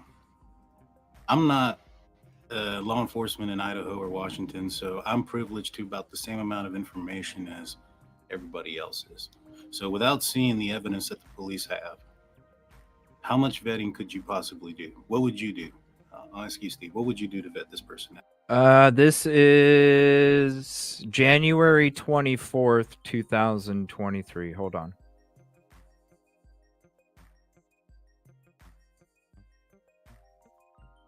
to see, what would you start off with? Basically, if I'm correct with what you did, basically tried to track down and make sure that what she was saying was halfway true with her kids, right? Actually going to the school. Correct. Verify who they are, and that she does have children, and that those children do attend WSU, and that they are associated with the people who she claims told her daughter certain information. And what I was able to do was, she gave me all these names. She gave me her name. I gave you a bunch of information. I'm not going to dox her. I'm not going to throw out who she is or any of those things. And that's the other thing I don't understand. Everybody keeps talking about, she just wants her 15 minutes of fame, yet nobody knows who she is. It doesn't make any sense. Right. But she supplied you with information that you were able to go confirm? Well, she gave me a name of a person who was associated because of his athletics program that he's associated with on the football team. Olivia had put that out there. He's an athlete on the football team, and her daughter is somebody who has spent 3.5 years in the area on Greek Row. And so she has associates within that group. And what folks don't understand is her daughter has been there for the last 3.5 years. So she's heard probably a lot more stories that have happened prior to November 13, 2022. For instance, she's aware of, the unaliving that had occurred with the guy in the Shallow Creek. She's aware of Hannah Creel with, I think that was her name, that the young lady who OD'd. I believe there was a guy that fell off of a roof. There was the SWAT team. There was the Idaho 4 massacre. And then now recently, there's this guy who also is a student that passes away in his dorm. So she's been aware of all these things that have happened for the last 3 or 4 years now. Do you think that would frighten you as a parent? 100%. Sure, of course. All right, so now... And I feel like that's where she comes from in every interview I've heard, is her coming from a parent's point of view and just trying to let people know how she feels. I don't know why people are so pissed off that she has an opinion. And now it goes a little bit further than that. Like, she's really invested in this location because she has children that attend that school. And so she has all this happen. Now, everybody can remember, Brian Koberger was on the loose for almost 2 months. So if you were a parent there, wouldn't you look up as much information as you possibly can? Oh, absolutely. Now, wouldn't you start putting your own dots and connecting your own story? Absolutely. By doing so? Yeah. All right, so that's what she has done. Now, me as a person who has interviewed people before, I understand where she's coming from. And I understand that more than one thing can be right. She can have her speculation and her understanding of what things have happened, and she could have been told something. My job as the person that was interviewing her was to differentiate those two things. All right, you were told these things. Let's put all the speculation to the side. Now, I had heard a bunch of the stuff that she had said, and she told me where she got it from. I paid no attention to it. Now, we spoke to her for about 40 minutes on the show the first time. I'm going to pause it there real quick. The only reason I have to turn up the music is because I have to battle the music on the video. That's all. I apologize. I'll turn closed captioning on too. And then I spoke with her. Good long talk. It's because of the music. I spoke with her for about 2 hours after that show. And then to gather her information. Now, after that, I didn't put out the call. I didn't segment it until after I verified the information that I could verify, right? And so, in fact, the next day, me and the boys, we did a UFO case. I remember we that. had a lot of people in the comment section say, "Oh, you're sitting on this information and you're not telling us about it, yada yada yada," right? And I was like, well, I don't know if it's true yet. I'm not going to go out there and tell somebody something that I don't know if it's true or not true or plausible or unlikely. Right. And so I had to make sure this wasn't somebody just, giving me bull crap. And so I got that information. She told me who she was, and I was able to verify that. So I clipped out that part of the original video of the call, and I posted that out there. Next day, me, Blue, and Jaime actually got her on a live stream, recorded that. Now, it wasn't broadcasted. We still have it recorded. Well, we kind of went over everything again, make sure that we understood exactly what we were going to be saying, and we gathered the information. Now, when I went on that video shortly after that, I told everybody, there's a lot there that is speculation. This is a mother that is coming out of fear, and she's connecting her own dots. My job was to separate those dots that she's connecting and just put out there what it is that she was actually told. And that's what I did. Now, unfortunately, you know, Kim, she can talk. And when she starts rambling and going, she goes down some rabbit holes that just like anybody that dude are out there. You I've know, done this, I mean, like for this whole month, that's what I've been doing. right. It's And easy so, done. The crazy thing is, and for everybody who's upset about a bunch of things and try to claim that it's fraud or that, I do have receipts. I have the one, Kim sent me her phone records, which indicates also where she called the Moscow Police Department and the FBI. It also says her name on her Verizon bill. Now I'm going to be blacking out a lot of different numbers because a lot of the numbers that are on her actual Verizon bill are numbers that aren't associated with this case. They're friends and family members. Right. And so a lot of those numbers got to be blacked out, but she did send me her Verizon bill. It says her name. Her name is Kim. Like I said, I'm not reading a movie script or talking a bunch of things. There's a lot of names that were involved in the situation. So when I said the name Pam, it's by mistake. I know a lot of people said, oh, he called her Pam. There was a different Pam from somewhere else. Right. And as many people as you talk to, I mean, shit, you guys take the calls and everything else. Yeah. And so it wasn't like I said, it wasn't scripted or any of those things. We try to do things in a one take, one move kind of thing. We don't edit our videos. I mean, anybody that's seen the anybody that's seen any of the interviews with Kim, but the one, you know, that I'm really talking about is the first one when she called it, you know, I think you called her back actually. Yeah. Right. Yeah, she was calling me quite a bit. And she was, I mean, like, I don't see how you could hear that and think that it's bullshit, honestly. Like, whether you agree with what she's saying, that's fine. That's, you know, have your opinion. But the attacks that I've seen coming from a lot of different channels and a lot of comment sections is just gross, honestly. I mean, it sounded legit. I don't see how anybody could imagine that it was scripted or anything like that. She's worried about her kids. It makes sense. Like, and like I said, she does have some pretty outrageous speculation, in my opinion. And I put that out there. And the thing is, when you're talking to somebody who's a witness to a crime or something that has happened significant or close to home, or you're talking to people, emotions take a rise. And, you know, that's why there's pre-trial and things of that nature, because people get nervous, people get anxious. They say more than they should, honestly, where they start speculating, going down these rabbit holes that they've put in their mind together without knowing all the information. Because at the end of the day, Kim only knows what her daughter told her, and then what else is out there, whether it's on Reddit, 4chan, YouTube, whatever the case may be. Now, I don't agree with a bunch of her speculation, I'll be honest. And I've mentioned that. But I find interesting in what she was told.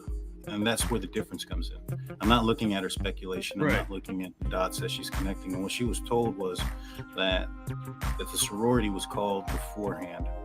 And if you look at the probable cause affidavit, it says that they summoned their friends before they called the police. Right. So that's in there. I mean, I don't understand why everybody's getting all bent out of shape about that. That's already in there. Right. Yeah. Okay. Now, if you think that rumors aren't going to spread in a small town, then you're naive.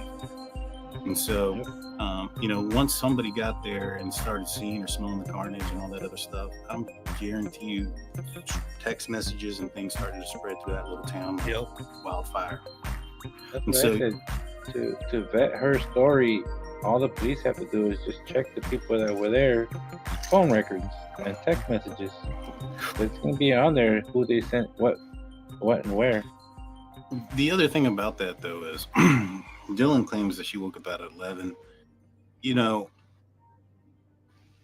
Kim is telling me things that she's trying to recall from months ago. Memory isn't that reliable. Yeah.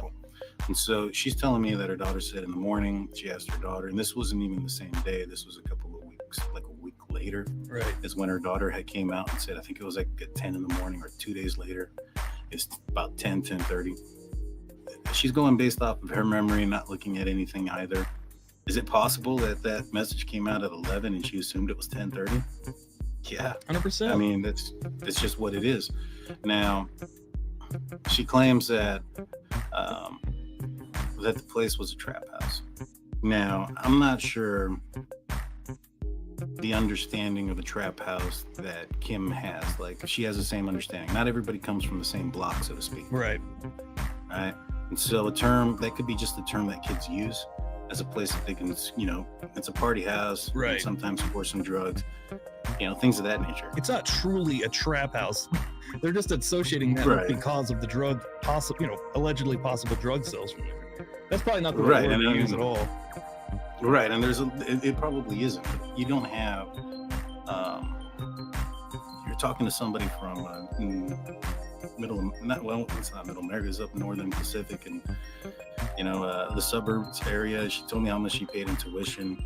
I don't think she's coming from a neighborhood where the traditional trap house is something you would see. Right. And so she's also hearing stories of a bunch of different places for the last 3 years from her daughter, who's on Greek Row. Right?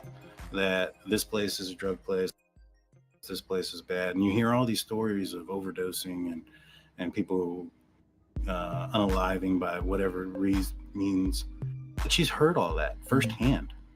Right? That's not coming from, all at once November 13th. That's coming from 2019 and 2020 and 2021 and all that, 2022, all that stuff going in there. Right? So the other thing she said was that one of the surviving roommates, or both of the surviving roommates, saw at least one person in the house. They claim to have seen multiple people outside of the house. That's the most interesting part to me is I think that was the second video that was kind of the drop that you put on the second video for the Kim stuff. But right, that was interesting. I mean, I have thought this entire time that it's, again, who knows until we get some more details and some more facts, but I've thought the entire time it would almost be, I don't want to use the word impossible, but it seems crazy to me that one person could do this. A little unlikely, yeah. One guy could take us forward. Well, the main reason why I feel that there's a possibility there was more than one person involved in this is this guy has some germaphobe issues. He's constantly wearing gloves. Even to throw out his own trash, which I question, why would you wear gloves to throw out trash unless you're a germaphobe? It's your trash, right? It's not like he's trying to keep his DNA out of his car. That doesn't make any sense. The only other thing that would make sense is that there was cleaning supplies or chemicals that he was using to clean up his car, but that's not in the probable cause affidavit. And that would be damning to be in the probable cause affidavit if they found cleaning supplies or residue of chemicals. Yep. That is some damning evidence to have. The only thing that you could find in there was the DNA of the father, which you were able to do a genealogical match to the son. And so, she's saying that there's more than one person possibly involved. Brian Kohlberger, when he got arrested, asked if anybody else was involved. You see the fact where if you put the dots on a map, he's coming from west of Moscow towards the victim's house, which is the opposite direction. If he was coming from Pullman, Washington, he should be coming from the east, but he's not. It's on the 700 block of Indian Hills, which is in the neighborhood west of that neighborhood. And then he goes from that neighborhood directly to the residence and then circles the residence until he's comfortable to do whatever it is that he needs to do. Right. Now, my assumption is he would have done that from the beginning, gone straight to the residence and then circled around until he was comfortable. I don't understand why he went into that neighborhood to the west. Now, if you look at the time frame in which the last time they saw him in Pullman, Washington, it was like at 2:47. He got over there on camera at 3:26. It's a 15-minute drive. So he was somewhere for a while. And then when you look at the fact that he was seen heading south on Walenta Drive at 4:20, yet his phone turns on 28 minutes later, 10 miles south of Moscow. So he's missing another 18 minutes there. And so where did he go?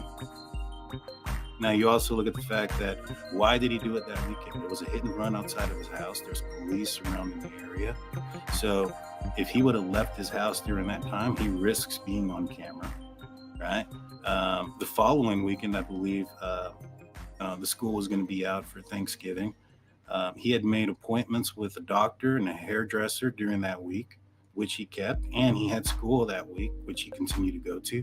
So in my opinion, and allegedly he's innocent until proven guilty. If he was to commit this crime, it's on that day with all of that going on, plus the heightened police presence of a football weekend and parents' night, or parents' weekend in Pullman, the heightened awareness, the extra police on the ground, it tells me that it was an opportunity thing.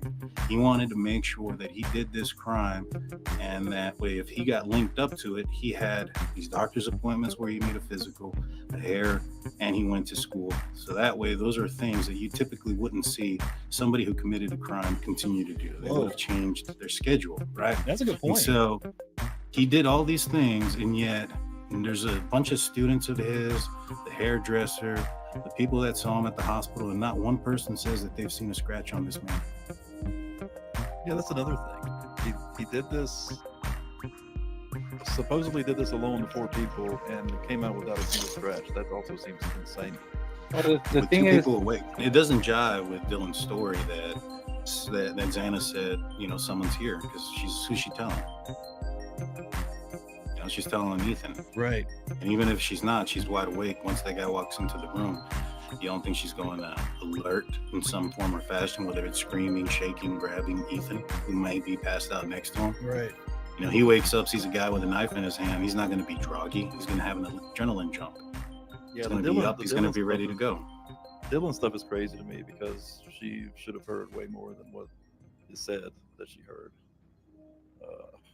And probably seen a lot more too, right? There would have been screaming. There would have been lots of commotion going on. I mean, I would imagine visceral screaming, not just screaming. Especially if it's one person doing the deed. If it was multiple people, maybe you could keep it quieter. But if it's one person, it's impossible. There's no way. The one thing that doesn't explain the affidavit that I want to know later is that might explain him not having any scratches or wounds is maybe he was gloved up and maybe he was wearing long sleeves, you know what I mean? A little bit of padding. Yeah.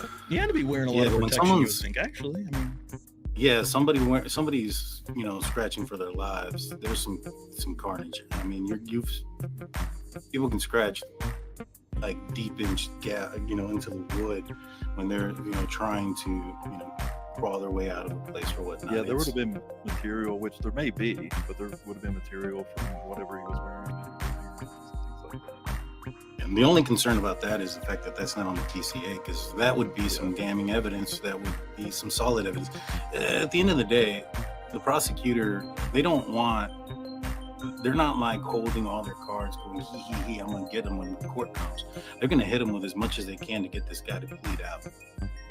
Take a plea of life without the possibility of parole and take the death penalty off. Yeah, that's what they're going to do, because at the end of the day, if all they have is unreliable phone pings and DNA on a sheet that's touch DNA, I don't think that there's gonna be a juror who don't think that that's enough. Yeah, absolutely. And so they're not going to keep all their cards close to the vest, so to speak, when it comes to that. There's no point in that. He's going to get access to all those things in discovery and have his opportunity to defend against all of the evidence that's presented against him. Yeah. No, it's not. This isn't TV. No, this isn't Law and they Order. Don't have before. Right. I think they do. Here's the thing. There's an article, an airmail article that states talks about the case. It talks about Dylan changing her story. It says that initially she had stated that she had fallen asleep, then later on that day she changed it to the story that we have seen in the probable cause affidavit, that she saw somebody in that, whatever. Who's to say it didn't change again and a name came out? Now, the reason why I think that they were on to Brian Kohlberger pretty soon is, if you look at page 15 of the probable cause affidavit, it states that the phone number that Brian had connected to a tower in Moscow, but they don't believe that he was in Moscow on that date. So, if everything is correct in that statement, then how would they know where he was that entire day unless they were watching? Right. And why would they be watching him? Yeah. Actually, I think they probably had him pretty early too, honestly. At least in I do too. I do too, but the thing is, I think they're trying to protect something. And that thing that I think they're trying to protect is the fact that this guy may have had access to police equipment. Oh, shit. May have been stalking them using. Yeah, well, he was a PhD going through criminology class. And from what I've been able to understand, there is you become an intern for the WSU, or the Pullman Police Department, and you apply in the spring to start to be an intern in the fall. And there's been some documents released here recently of evidence of that. That was something also Kim told me before that documents were released. She's like, I believe he was an intern at WSU because that's one of the things that you have to do and complete in that PhD program. That's a prerequisite if you want to finish the course and get your PhD. It must be done. And so there's a possibility. And then you look at the words that they used in the search warrant, and for the reasons to seal it is to protect the law enforcement. Why would they need protecting from something unless, there's a little bit more to the story and he was involved in using possible equipment, especially he was an intern. I think it was the Golden State Killer was a cop. Right. He was. Yeah, he was buddied up with cops. Yep. So this guy just seems to be kind of following that line of copying serial killers all the way down the road. And I mean, to me, it kind of makes sense as to why they may have also got onto him pretty quickly. Yeah, that does make sense. That's a lot of really good insight, Daniel. Honestly, that's killer. The caller that has been dubbed WSU Kim. All right, sorry about that. Let me turn the music down. I apologize about that. I had to turn it down because of the other music. So anybody can turn it back up. And this is one of the reasons why I think they were on to Kohberger so quick, is this article right here. Months before, wanted anonymity with a newspaper and then ditched the country. I think that's when they were like, huh. And then why would Eric, like I've always showed before with the real footage, leaving the parking lot where Kohberger lived, ain't nobody driving by there going, oh, there's a white car sitting in the, you don't even see the parking lot.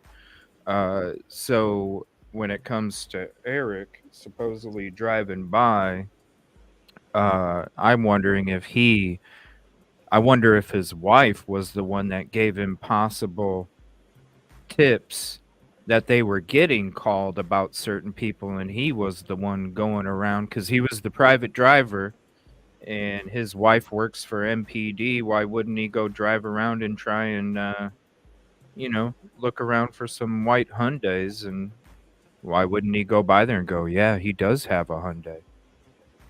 But if that's the case, why would they keep continuing through the middle of December stating that they're looking for the wrong year, number one, and they do say plural. They mention suspects or persons of interest when it comes to such white vehicle. So I thought it was interesting, though, because he's basically, saying, regardless of how he feels about the evidence, I think it was pretty interesting that he said, unreliable phone data back then, and the touch DNA on the sheath, and that's, I'm sure he differs now, but that's kind of how we still feel, from back then and continuing moving forward, because I don't know, it just doesn't make sense. But when it comes to Kim and her being a parent, and you got the game of telephone, and if you're in that position, you're going to try and sleep. Same thing that we were saying. So I thought it was shout out to Publicly Buzz for putting that video together. When it came to the background of the call that they had and the vetting that they did with WSU Kim.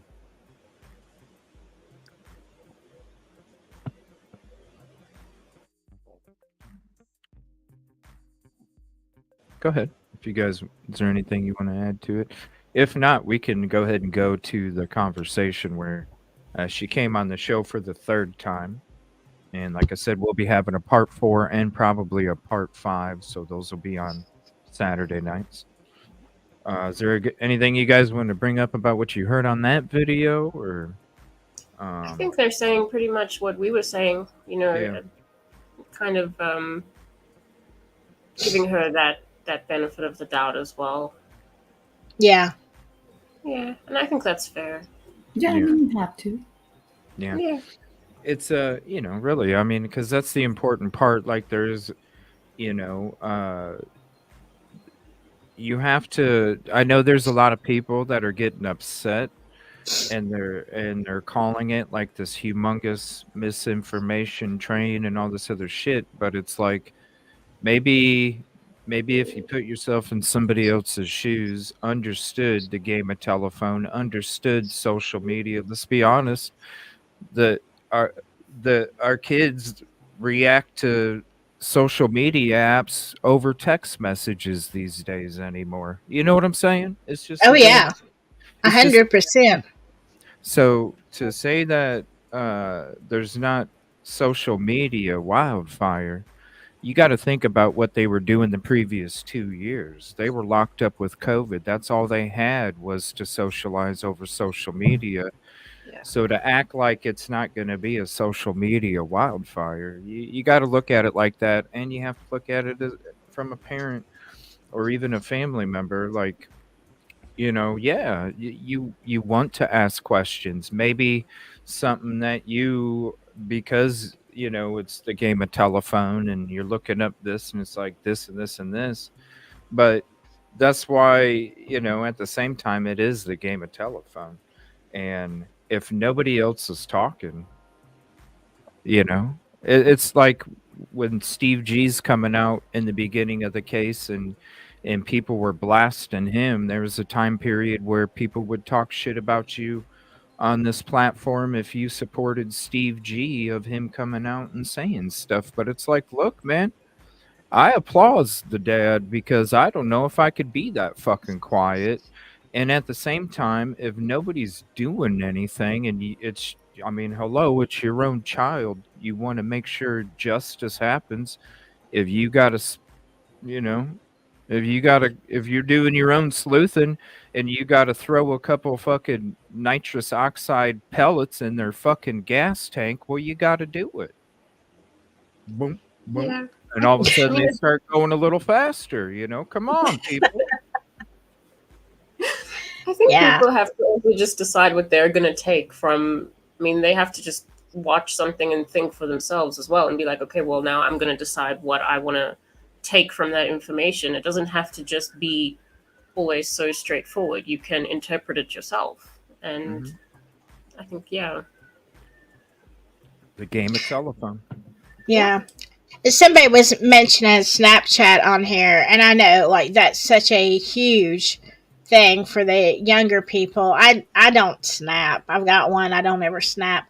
But yeah, I mean, I even wonder if there are crime scene photos or partial crime scene photos on Snapchat.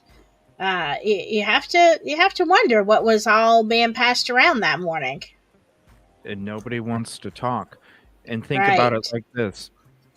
They have the person apprehended.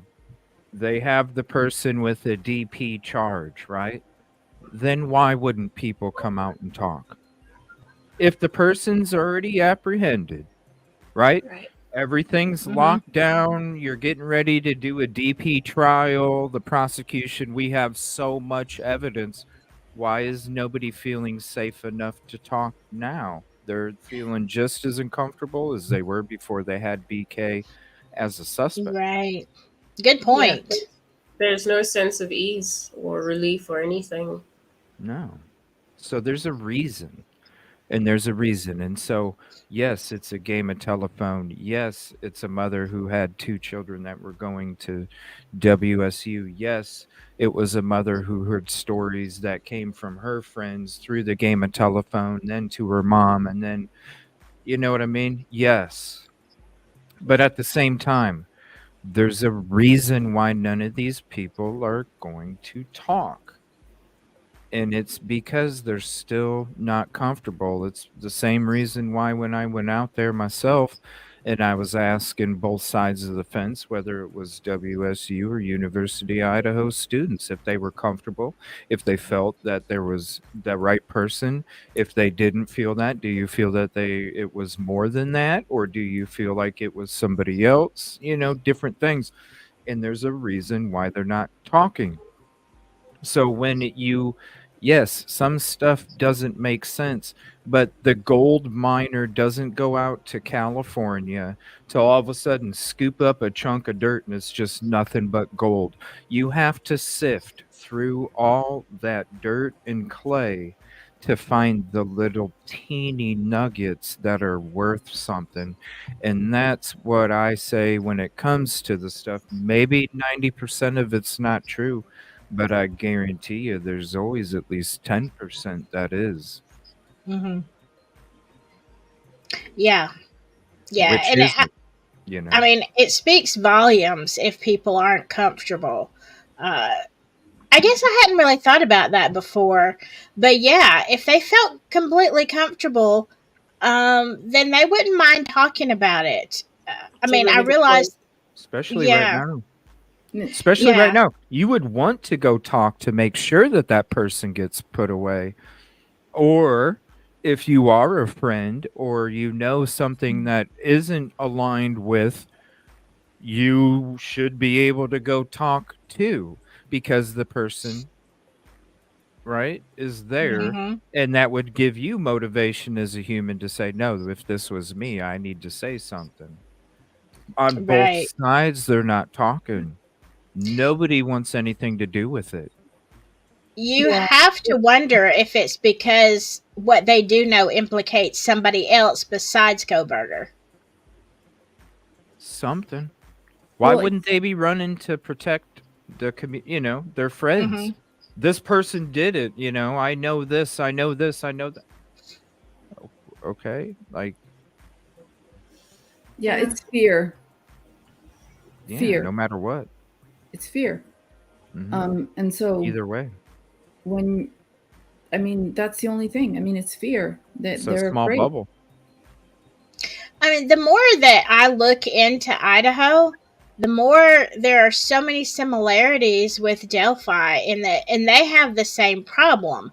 Although more people are talking a little bit now.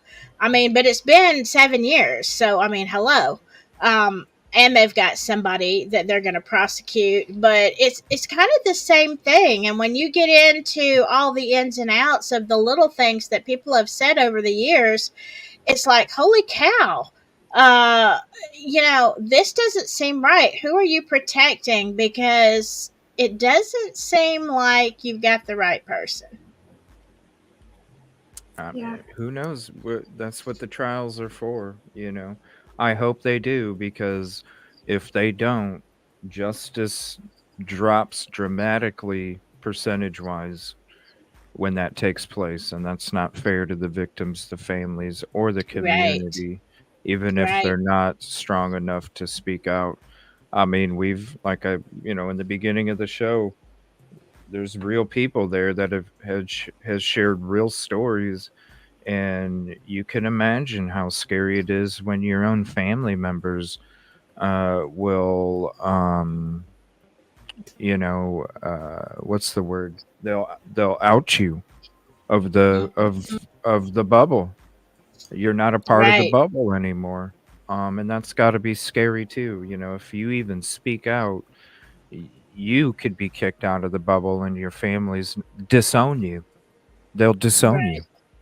And that's got to be traumatic too, just to try and have that control. So I can imagine the fear that does exist there, when it comes to being able to be who you want to be and not who you're told to be.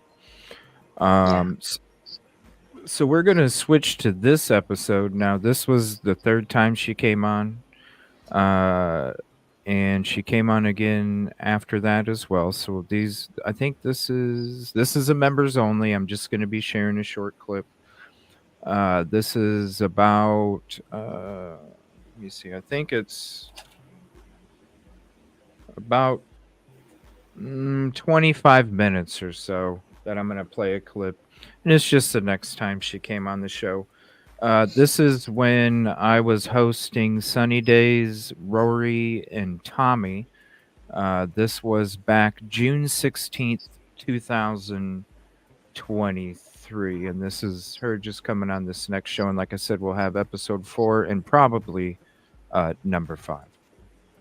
Oh, Kim's back. What's up, Kim? Yay! Sorry. Hey, If Kim. I had a rat, sorry, I had to find my charger. Technical to plug in. difficulties, I understand. Sorry. Your charger. I'm so bad at it. We're like, she disappeared. I know. I was like, At where are you? 57, And I then don't realized- even want to learn stuff. I know, and I always wanna say, know. why can't I see her face? And then I realized, wait, it's Kim from Wazoo, Mama Bear. We can't see your face. Yeah. I realized that like very quickly because I was like, wait, I Right. want to see her, but I know. You know, the thing about That it, I laugh. just have to respect, like, I understand. You know, I always feel like I'm fine. Nobody's gonna mess with me. But the reality, Oh, the old side view with the TV screen and the no glasses in the very beginning. Oh, old days. is people are getting messed with, and I have kids, so Yeah, exactly. And you know, and so I just have to do it in our best interest. I'd come up. I would be full disclosure, fully transparent, personally, like, and not hide, like, and change things and change locations and stuff. But I have to have a meeting of minds. I have to have peace in my home as well. 1000%. You know, and so yeah, and you know, but so this is how it is for a bit. But I promise you, there'll come a day, and I will have my coming out party. I promise. And if you want, Aw. when I'm down there, Can I be there? when you can I'm be there, I'll be on your show, buddy. Yeah. Kim, when I come to Idaho, Oh, she's so maybe I awesome. could email you, and then maybe you and me and Rory could meet up or something. Yeah, all three of us right. together. 100%, I will. Yes, 100%. Really? Okay, cool. Yeah, I'm sure. Yeah, Okay. perhaps given a double. Yeah, Really I've not a big been deal. wanting to ask you And- to meet Kim, but I didn't want to be too forward. So, but yeah, it'd be great to meet I'm you. very forward. Oh, be You forward. can leave Are you that to kidding me, me? Rory. I'm so forward. You can just leave it to me. You heard I me. actually think you're charming, Sunny. I really think you are a delightful girl. Oh, You're same. delightful. I try to be a honestly, gentleman, but and yeah. I get a kick out of you. Same. Yeah, I and feel the you know same what, about you. Kim. Well, thank And- you. But and plus you we're cannot both hurt my mamas. feelings to anybody. We're both Right? mamas. And that's all that matters. Yeah. I Well, never Sunny thought I Day's wanted to, not smile the is fact. contagious. She really is, and her voice and everything, and her heart. You have a really great heart. Thank You know, I people appreciate don't have hearing to that be from you. here. Yeah. Like I Rory, know. you don't have to be here. CJ, you Same. don't have to be here. Sarge, you don't. None of you guys have to be here, but you are. Yeah. And I think that is wonderful. And there's so much more. Uh-oh. Uh-oh. Uh-oh. What happened? Phone call. That's our I've done it. I'm a Buckeye. Right. I mean, honestly, you're a. Wait, Kim, are Well, you okay. doing like a big? Is it a big move or is it just a small move? It's just a summertime. It's just our summer move. Nice. Okay. We just have a summer place. That's awesome. Right on. Yeah.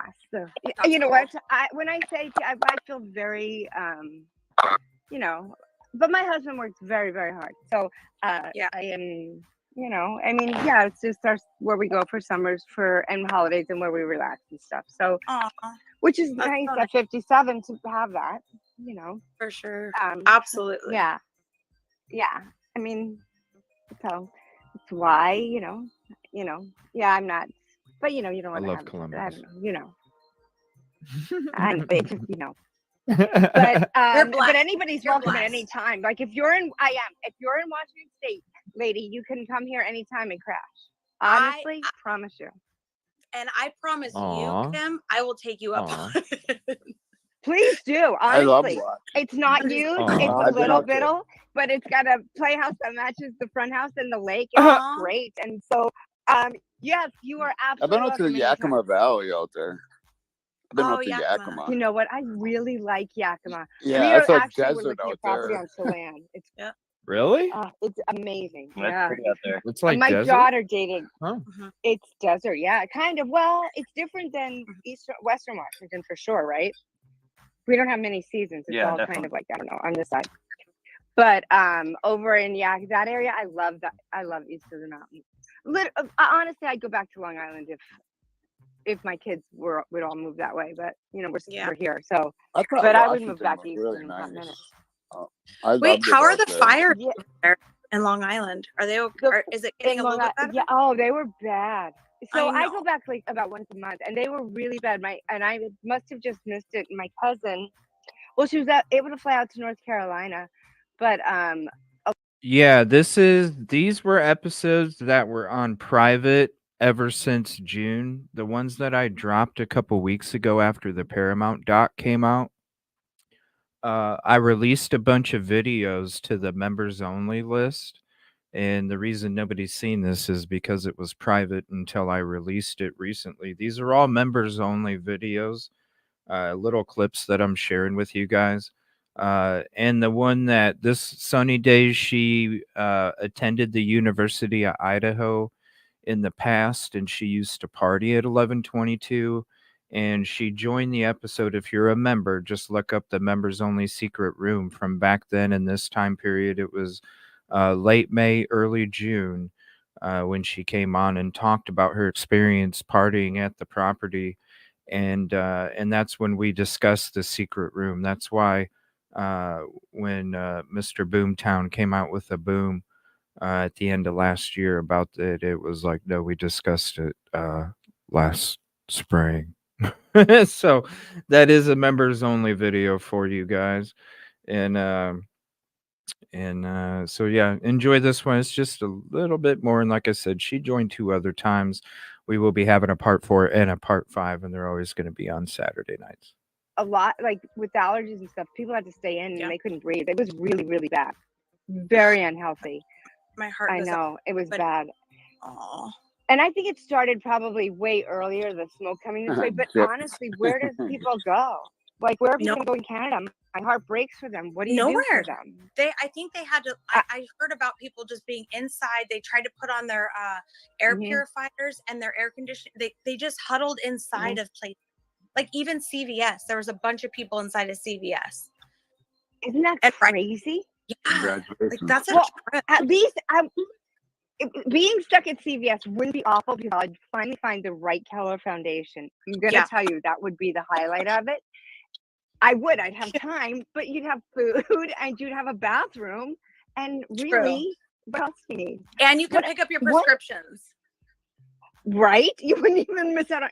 Actually, to be stuck in a CVC in a disaster might be the perfect place. Actually, It's my dream home. No, I'm just kidding. right? No. Better than being stuck in Man. an elevator. Totally. Which is no fun at all. I can't. a long I No can't. fun drive. at all. Nope. They freak me out. Ugh, I hate them. Elevators, yeah, I take the stairs. They're Stairs so are better for you. No, I know. They are better. I would take the That's elevator, true. but I'm so scared. It is. It is true.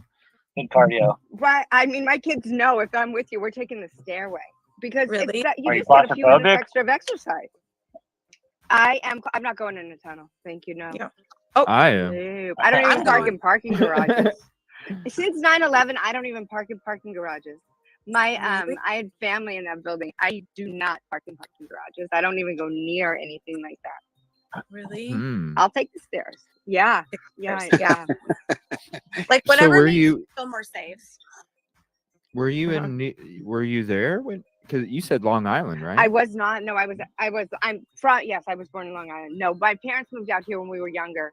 And so I was raised for my high school and college and stuff. I went to Central Washington University and then, but my kids, but I go back all the time. Like now I go back more because my kids are all grown, but we'd go back in the summers and stuff and summer back there. But, but I do get back there quite a bit. But no, I had family in there. I wasn't there for 9/11. And actually, I thought we had just gotten in from Wisconsin. I don't know why we were even there. My husband was visiting somebody. And I thought my husband had left the TV on a scary show because it was really early when it happened here. It was like 6 a.m., right? When it first started coming on. And I kind of opened one eye and I thought, why would he leave on this scary show? Why would he not put the news on in the morning when he left? And then I realized this is happening, and I watched Tower 2 fall because 2 fell before 1, right? And we couldn't call, but so my family owns some land back there, so they had water access and were able to. So my cousins all survived. My grandfather's business partners son didn't, who we used to play with all the time. Many people died from the city where I grew up, and it was terrible. I mean, it was terrible. Yeah. It just, Yeah. So, Yeah, it changed everything, but that's for sure. it changed our world, and it didn't just affect the people Mhm. who lost people. It changed everybody because we were attacked on American Yeah. soil, and Hawaii didn't feel like American soil to most Americans, if that makes sense. Whereas New York Mhm. is everybody's thing. Changed a lot of things all through the country. It changed the world. It Yeah, changed the world. it changed. Yeah. Yeah, Yeah. and The people world, yeah. re-enlisted. My brother re-enlisted. It Yeah. was really. It was. It had, and families have. I mean, and I could go on forever about it, but I And can't. It'll make me sad. I know my that limitations. I business, can write a check. that business I was in, it affected that business big time, like really, really, really bad. And, What business were you? You were? Aren't that's you? that's when the hard stuff started coming in really. We had Really? like signs. We had like signs in Minneapolis saying, "You think it's dry now? Wait until October." They came up immediately. They shut down the Really? borders. Yeah, weed wasn't coming through at all, and then the coke started, and that's what was really messed up. Was the cocaine was coming through like crazy. It was everywhere. Well, how can the weed be shut down and not but the coke was getting through okay? And That's the plan they want. I'd heard rumors from certain families or whatever that it was political and all the way to the top, that to let the cocaine through to numb the country out. I don't know if that's true or not, but that's what I was told. I don't know. Isn't I that think it tragic has. if it's true? I mean, Pardon me? yeah. Absolutely. How Yeah, it is. tragic. And I think more people are afraid of pot because I think they really believe it's a gateway drug. Yeah. Look, life is a gateway drug. Honestly, communication is the key to figuring that out at the end of the day. Right? Life is a gateway drug. I love that. That's It's so true. It's just how you Right. handle it, I think, and some people will get addicted and some will forget to be addicted because Yeah. they have ADHD. Oh, I still Doesn't go smoke hand in my hand. weed, man. I don't have no problem. I have telling people I still voted for smoke it. my weed. Did you? It's not my jam, but you go for it. I mean, honestly, I have no judgment. Right. It's not my jam, Right. but Right. Yeah, it's cool. Right. cool. Whatever, you know what? It's not gonna, you're not hurting anybody. It's legal. You're not breaking laws. It's not like you're Right, pushing harder yeah. stuff. You're not lacing Yeah, it anything. just got legalized Although, here. oh, it did? So, yeah, in We've been Minnesota, legal it for just a got. while. Yeah. Well, it starts August 1st. It'll be totally Oh, right legal on. for recreation, everything. Yeah. I find that So, amazing that it's not. Huh. Wait, where is it? What? I mean, obviously, I'm in California, so it's legal, obviously, but I'm from Idaho. Right. I'm used to it not. Idaho, it's still not. Oh Okay. gosh, right? Yeah, I've been through Coeur d'Alene and 20 miles outside of Pullman and shit. I've been over there. Yeah. We There's spent all of COVID in Idaho. And like Coeur d'Alene's like Aryan Nation, white supremacists. There's some crazy. Wow. Oh, it's there. Yeah, it's- there's a lot of there's- hate. Yeah, it's Right. bananas up there. Unless you're like playing golf on the golf resort or like on the Right. boat on Coeur d'Alene Lake. But there's some seriously sketchy parts in Coeur d'Alene. That's sad. Yeah, 'cause right. it's You such just a have to stay out beautiful of 'em, right? area. Yep. It's so Yep. Really? beautiful. I just. Oh yeah. You know, Wow. Garden City. I love Garden City. You do? It's amazing. Have you been there? Yes. Well, yeah. We went there. We have a cabin in Garden Valley, Idaho, and then my parents got married in Stanley, and then we go to Sun Valley a lot. But Garden City was so different, Kim, when I was living there. Like that was an area that was like, there was literally people getting popped left and right for drugs every 2 seconds. Like every Garden City was not a Really? place that Garden City, Idaho. That was a place that you did not want to be when I graduated 01. That was a place you did not want to be at all. That was sketchy. Wow. So during But COVID, it's the only but place it's groomed. Yeah. You're right, Kim. Well, it's gorgeous. Like, Yes. there's a resort there, and that's what. So I would go down. So the only place you could really play ball in the height of COVID was in Garden City or Moscow. So, and he was on the circuit, so we traveled all over this country, all over the world, really, but everything was shut down. So if they had a tournament cancel, we'd throw the kids on a plane and we'd go wherever, or put them in the car and go wherever.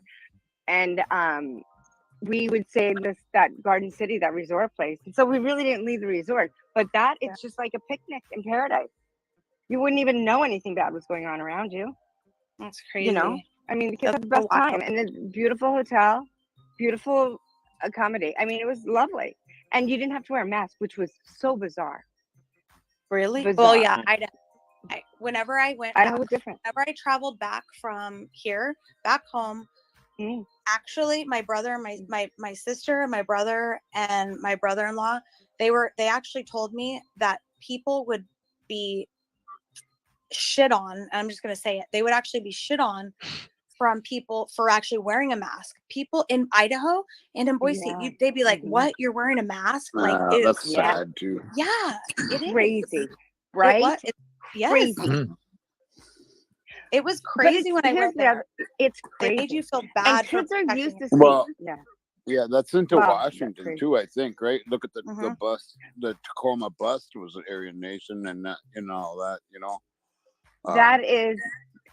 that is Robinson. Yeah. Those are his stomping Right, grounds. That's right. where he's Yeah. from.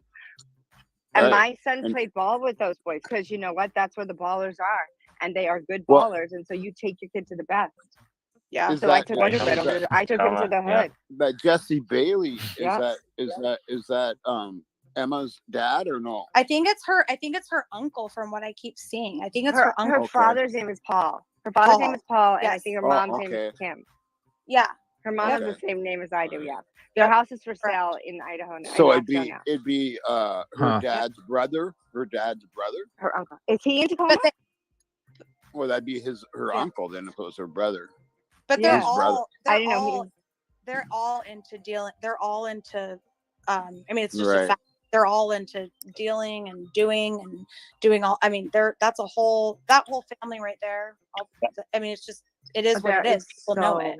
It is what it is. Right. And It I'll is tell what- you, so there's a production picture and a picture for Oh, yeah, they're Nicole all and into it, Teresa's yeah. house, and two of those boys I personally know, Really? and that Oh, made wow. my blood run cold. Yeah, Oh, wow. that made my blood That's run cold, crazy. because these kids are nice kids. These are nice young men who are born. You know what? I'm sorry. I don't care what anybody says. Your zip code and your ethnicity, they play a role in where you start out in life. They just do. It's just how it is.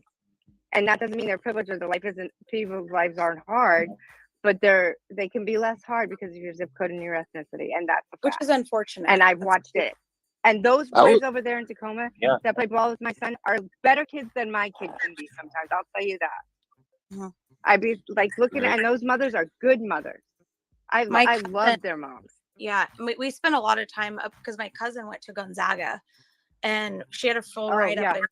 And so we would travel. That's why whenever you hear me say Spokompton, that's what we refer to it in Moscow. Yeah, We call it sad. Spokompton because it's literally it's Spokompton. We do here too.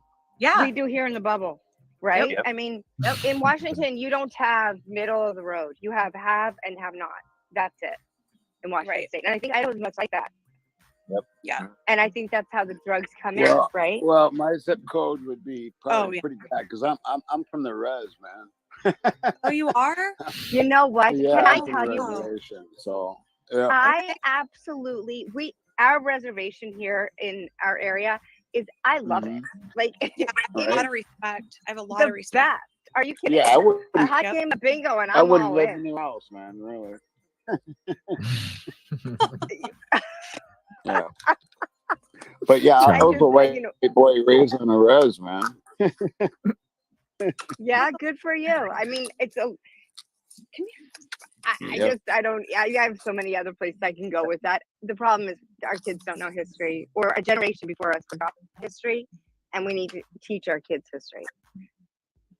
Our kids need to I know the agree. real Yeah. history of our Absolutely. country. That's the problem. They're not getting Right. taught Yeah, the got you. history. They're getting Yeah. taught They're not narratives. getting it Yeah. right. All my Right. And Yeah. so yeah. kids are native. Narratives. All my kids are native. Yep. I have Absolutely. 2 Hispanic sons, and Oh, they're pretty so much I tell them. no, they're not. They're not.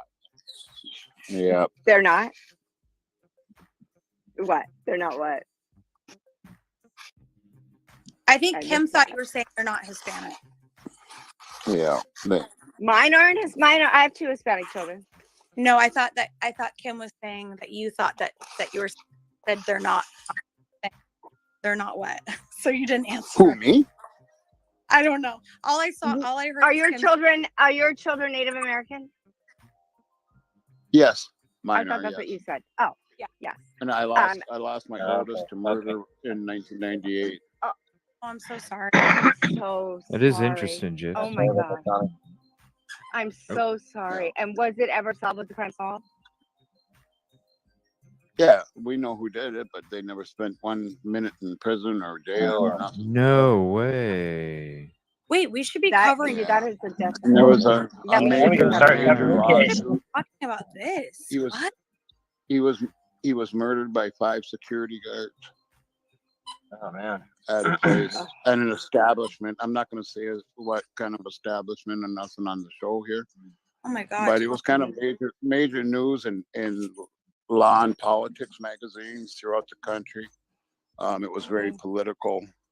We had a lawsuit, which we won, but Whoa. I'd Wow. rather Sorry have to hear that. You man. won, but what did you win really? you know. Yeah, you didn't what win I'm anything. saying? Very sorry about that. I man. am so sorry that Yeah, I'm so sorry to hear about that. Wow. Yeah. I had a foster child whose his murderer never spent a day in jail. It's like living in a desert, Wow. right? It's like there's no Yeah. justice, and But, you have to find you know, my justice parents within are yourself. grocery store. Yeah. God, my heart just like breaks for you I'm so both. sorry. That's so And sorry. you know, I love it here. It's beautiful country. If I can come back in and get a lot of snack or something, I'll be Oh, right you're back. good. I'm gonna have to end the show for this evening. It's already getting kind of I late. know, right? But That's Yeah, thank you. yeah. I'm gonna I mean- box out here for a minute and come back in. and I'll just go ahead and pause it there because that's pretty much going to be the end of when she came on for that show. So I'm just playing a little clip of that. This is something we're going to get into in part 4 in 2 Saturdays from now. This is a clip from the Paramount documentary about Anonymous Dave, right? So when we're also discussing Anonymous, oh, hold on. When we're also discussing Anonymous Dave, this is what was interesting to me about it because we're going to be getting into more Anonymous Dave on part 4. But this is what was crazy too when it came about this Paramount documentary when he was hanging out with Chronicles of Olivia.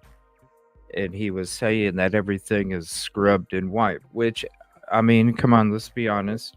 They're gonna do that, especially as we're talking about this social media wildfire. They're gonna scrape up all that social media. And of course, it's not going to be available because then it can't be used as evidence if it gets, it becomes questionable if it gets leaked out, right? I appreciate you, Silky. I'm sorry. We'll be ending the show here in a few. I'm just going to show this video here real quick. And then we'll be ending this episode tonight. We'll be doing members only live tomorrow, OJ 25 part 8. And I'm still thinking about how we're going to do the premiere. But this is a clip real quick. Do you want to say anything, Silky? Or I don't know if you... Or do you have Thanks some? for having me on. Yeah, thanks for having me on. I've got some commitments tomorrow, so I will see you, I guess, soon. Great Yeah, to be well, on with you, Rosie and Yoli. Bye, Silky. and thank you for hanging out, being under the weather as well. I know it's a lot of energy just to be on a show, so I appreciate that too, Silky. Night, y'all. Okay, Good good night. night. Thank you.